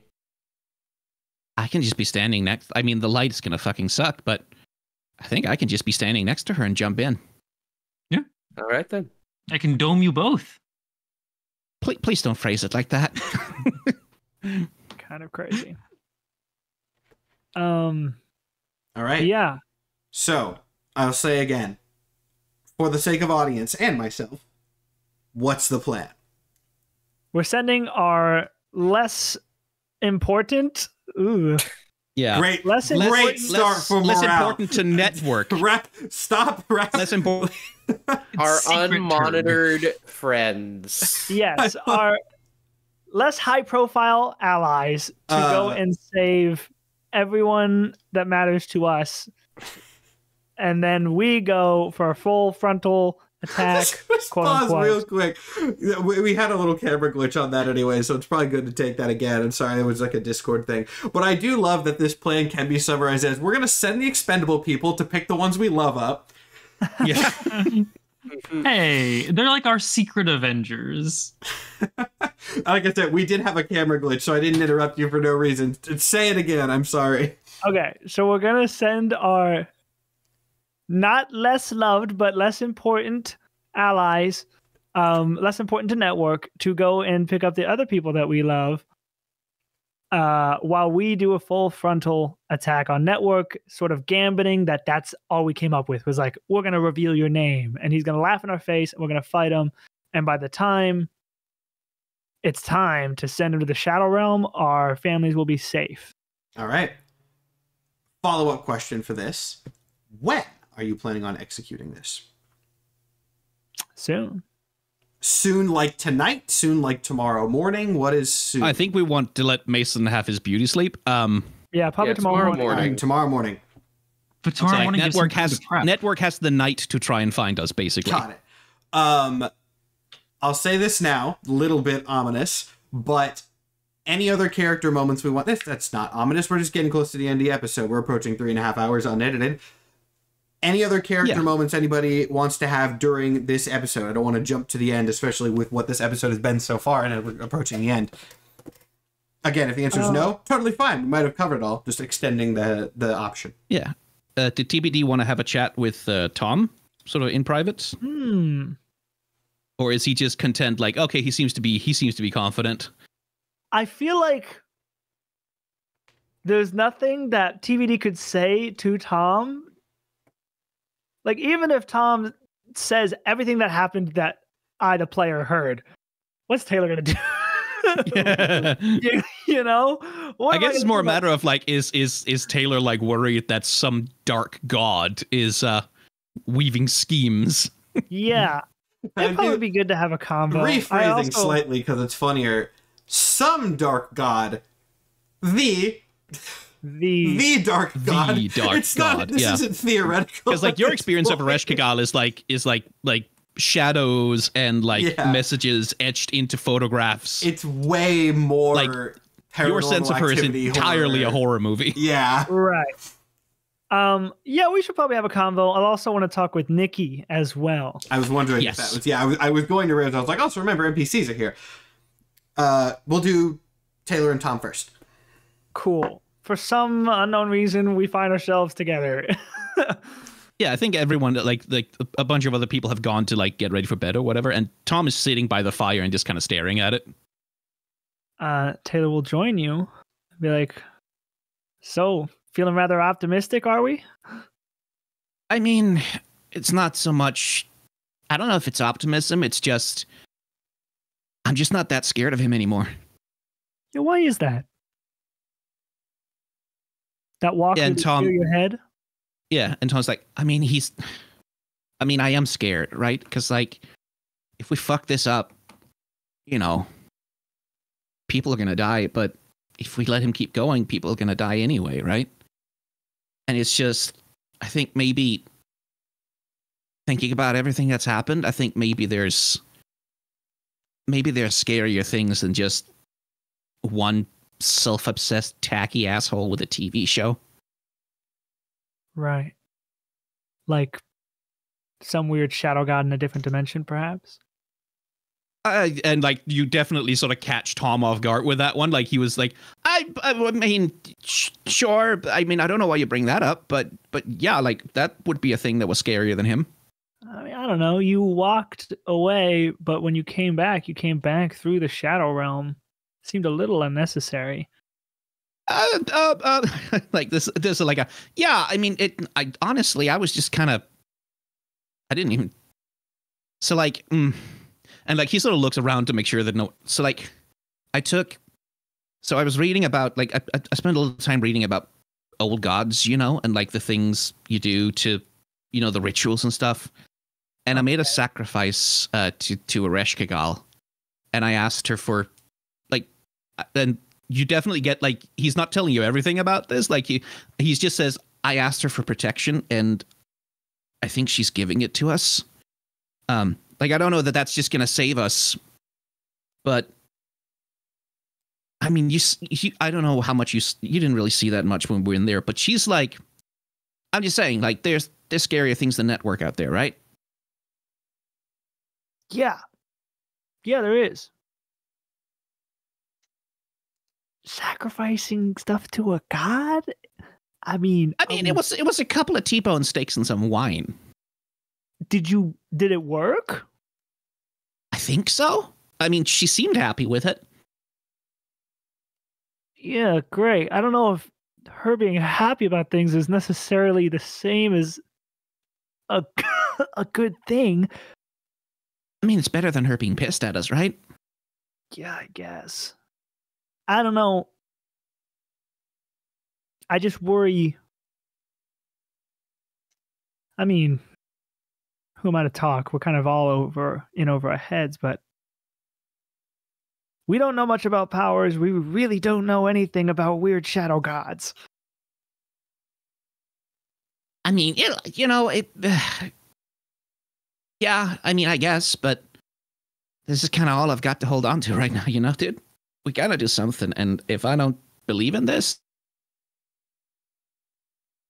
I guess. And like he again sort of leans over and like sort of like almost sort of reaches out a hand and says, "Look, I don't know if there's gonna be a price to pay for all of this, but if there is, I'm gonna pay it." On that we can agree. Like Tom looks at Taylor with like genuine concern in his eyes and like almost like a spark of recognition. As Taylor says, like, yeah, I'll pay the price too. It's like, is there a price to pay for your powers too, dude? Why have you been going to see Mason so often? Taylor kind of chuckles and goes, slaps you on the shoulder. TBD. Good night, Tom. And there's definitely, as Taylor gets up to leave, like there's definitely a moment where Tom like literally like, reaches out and kind of goes, "Oh shit." That was an oh shit moment if I've ever heard one. Yeah. And I'd like to go over to Nikki. Yeah, so I was about to say you wanted to have a conversation with Nikki as well. In the same tent, I hope.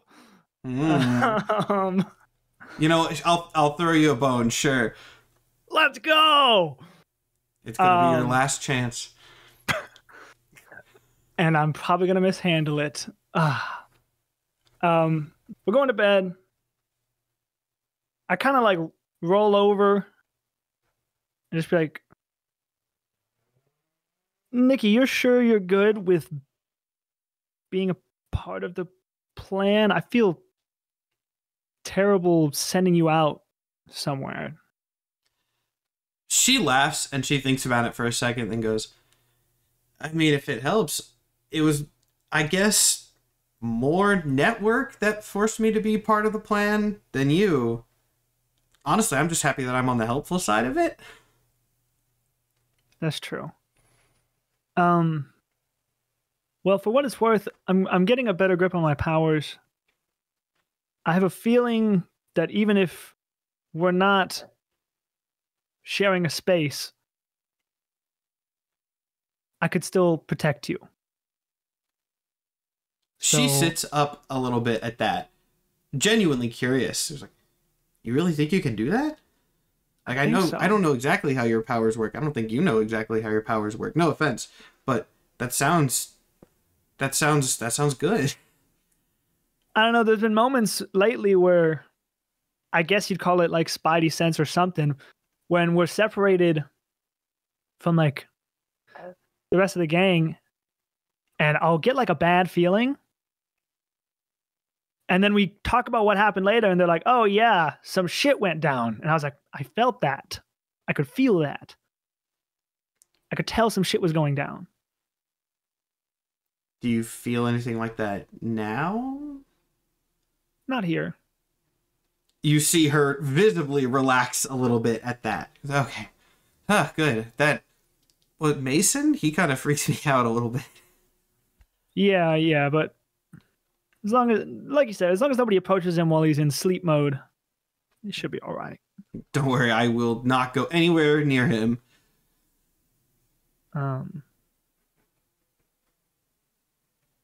Okay, good night.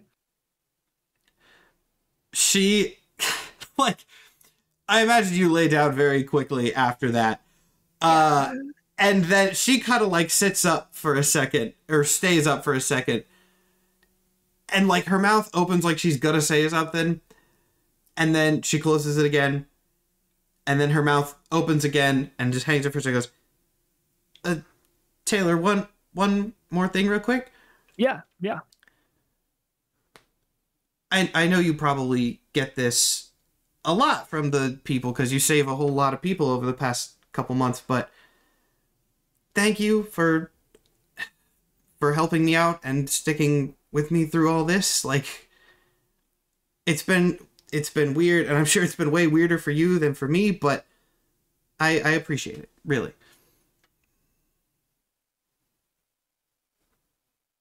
It's really nothing. She nods, and she pauses again, and then also kind of goes, well, good night. And with the exact same awkward but kind of wholesome energy, sits back down. And I do think at a glacial speed, I will try to intertwine feet as we fall asleep. And your glacial pace is successful. The most progress you've ever had. Congratulations to Taylor. A little bit of physical touch. Yeah. That's it. It's crisis mode, but you're getting somewhere and it is appreciated. Or Nikki. Yeah. Hey. Make your Nathan move. asked for that scene. You can't is this going to be another smelling salts foreshadowing moment? Now, I can't say, it wouldn't be fair of me to say, but I will once again say that I didn't initiate that scene. Now, I don't know what you have planned for the rest of this episode. I'm sure the fucking boogeyman's gonna show up in the middle of the night. But I just want everyone to know that I would love if while they were sleeping, they actually assumed a normal cuddling position. And that's how they woke up. Oh, perfect. Let's do that. A couple hours pass, and all of you are suddenly awoken by a very bright light. Just like a flash of light. Nothing that really necessarily, nothing you can get a read on. Like maybe someone like swung a flashlight over the camp. Maybe one of Mason's lights sort of patrolled too close. It's a very bright flash, but since it woke you up, you can't really tell what it is. Everyone is awoken by this. That does mean that Taylor and Nikki have awoken in this normal cuddling position that they did not assume consciously. Oh, Oh, I'm sorry. It's a small tent. yeah, I got cold. Yeah, I've been sleeping in like a van a couple nights, so yeah. What was that like? Yeah, what was that? Great question, I leave. And as you guys get out of the tent, a few seconds later, the second part of this hits, which is after the flash of lightning, the accompanying rumble of thunder.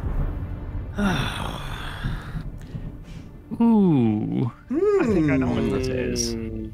Now, for some small comfort, as you guys get out of these tents under the sort of tree line here, there was a gap between the lightning and the thunder, right? It was not immediate. And for those of you who are versed in weather, at least a little bit, you will know that that means it's not right on top of you, right? You can tell how far away a storm is from the distance and time between the flash of lightning and the rumble of thunder. But a second later, there's another flash, and another flash, and another flash. Can we tell where the flashes are coming from? Yes, you can. Direction of Seattle, I imagine. A lot of flashes, yes, coming from the direction of Seattle. And as these rumbles of thunder, delayed from the lightning delay, start to roll in across this island, they start to make not just rumbles of thunder, but a more recognizable sound. As if someone, perhaps someone who now no longer has a normal way of speaking, is using the thunder itself to laugh at whoever might be listening. And if you guys take a look out on the coast of this island towards the Seattle skyline, you will see rapidly growing one of the most intense lightning storms you have ever seen in your life over the entire coastline in front. And screw it, over the Space Needle, you see that these flashes seem to be forming a slightly more recognizable shape. Shape of seems to be a head and shoulders with lightning patterns through these shaped clouds, arcing not only in two lightning bolt shaped eyes, but across the entire bottom half of the face down into the neck. Through this hole in the clouds, a giant gaping maw. Storm Chaser's back, as I think a lot of people expected. And he's a weather kaiju. He's fucking mad. And with that, final confrontation has begun. There's going to be a few little acts of this, of course. But as you can probably assume, Network, well, you've been off the grid for a while. He's nervous. He needs to smoke you out. And his choice of plan has become clear. Great. Why did we wait till morning? I'm wondering why we needed Mason not to be asleep during this whole thing. We needed him to go get our people. It's fine. It's fine. You know, I gave you a little bit of a warning that he was trying to panic, but it's all right. You don't have to listen. It's more fun for me this way. So, with that, we will end on that cliffhanger and pick back up next week for the rapidly approaching conclusion. Hopefully 2 episodes left. Power Play episode 9. Oh, we're gonna drag this out. We're gonna drag this out, Matt. You're gonna have hey, 2 episodes. Oh no. I'm about to do so much bullshit. Hey, if I've said in back end, I don't know if I've said it on camera, but I've been saying for weeks, you guys know this, it might be 11 episodes. I'm not, and for people listening, I might have to cut this out, because if I say 11 episodes, it's not, people are going to be like, oh, where's episode 11? I don't know. We're following where the narrative goes, and we're going to have to see, and we will see next week. Thank you all for watching. I'm sure you're all excited. I hope you are, at least. We will see you then.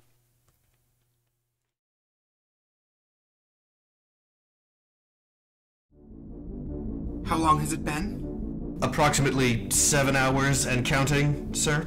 7 hours. I have one of the most powerful surveillance systems in the country, and they have been gone for 7 hours!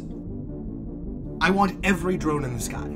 Every drone. Search social media, monitor cell networks, and I want men searching on the ground this time. Comb the fucking streets if you have to. We have reason to believe that they may no longer be in the actual Seattle area. Yes, I know that they might have left the city. Expand the search radius to nearby areas. If they have left town and gone far, we'll just have to teach them why that was a bad idea. If we do not find them in 1 hour, then I will consider us in crisis mode and move certain backup plans up accordingly. If these little brats want to change our production schedule, fine. I can be flexible.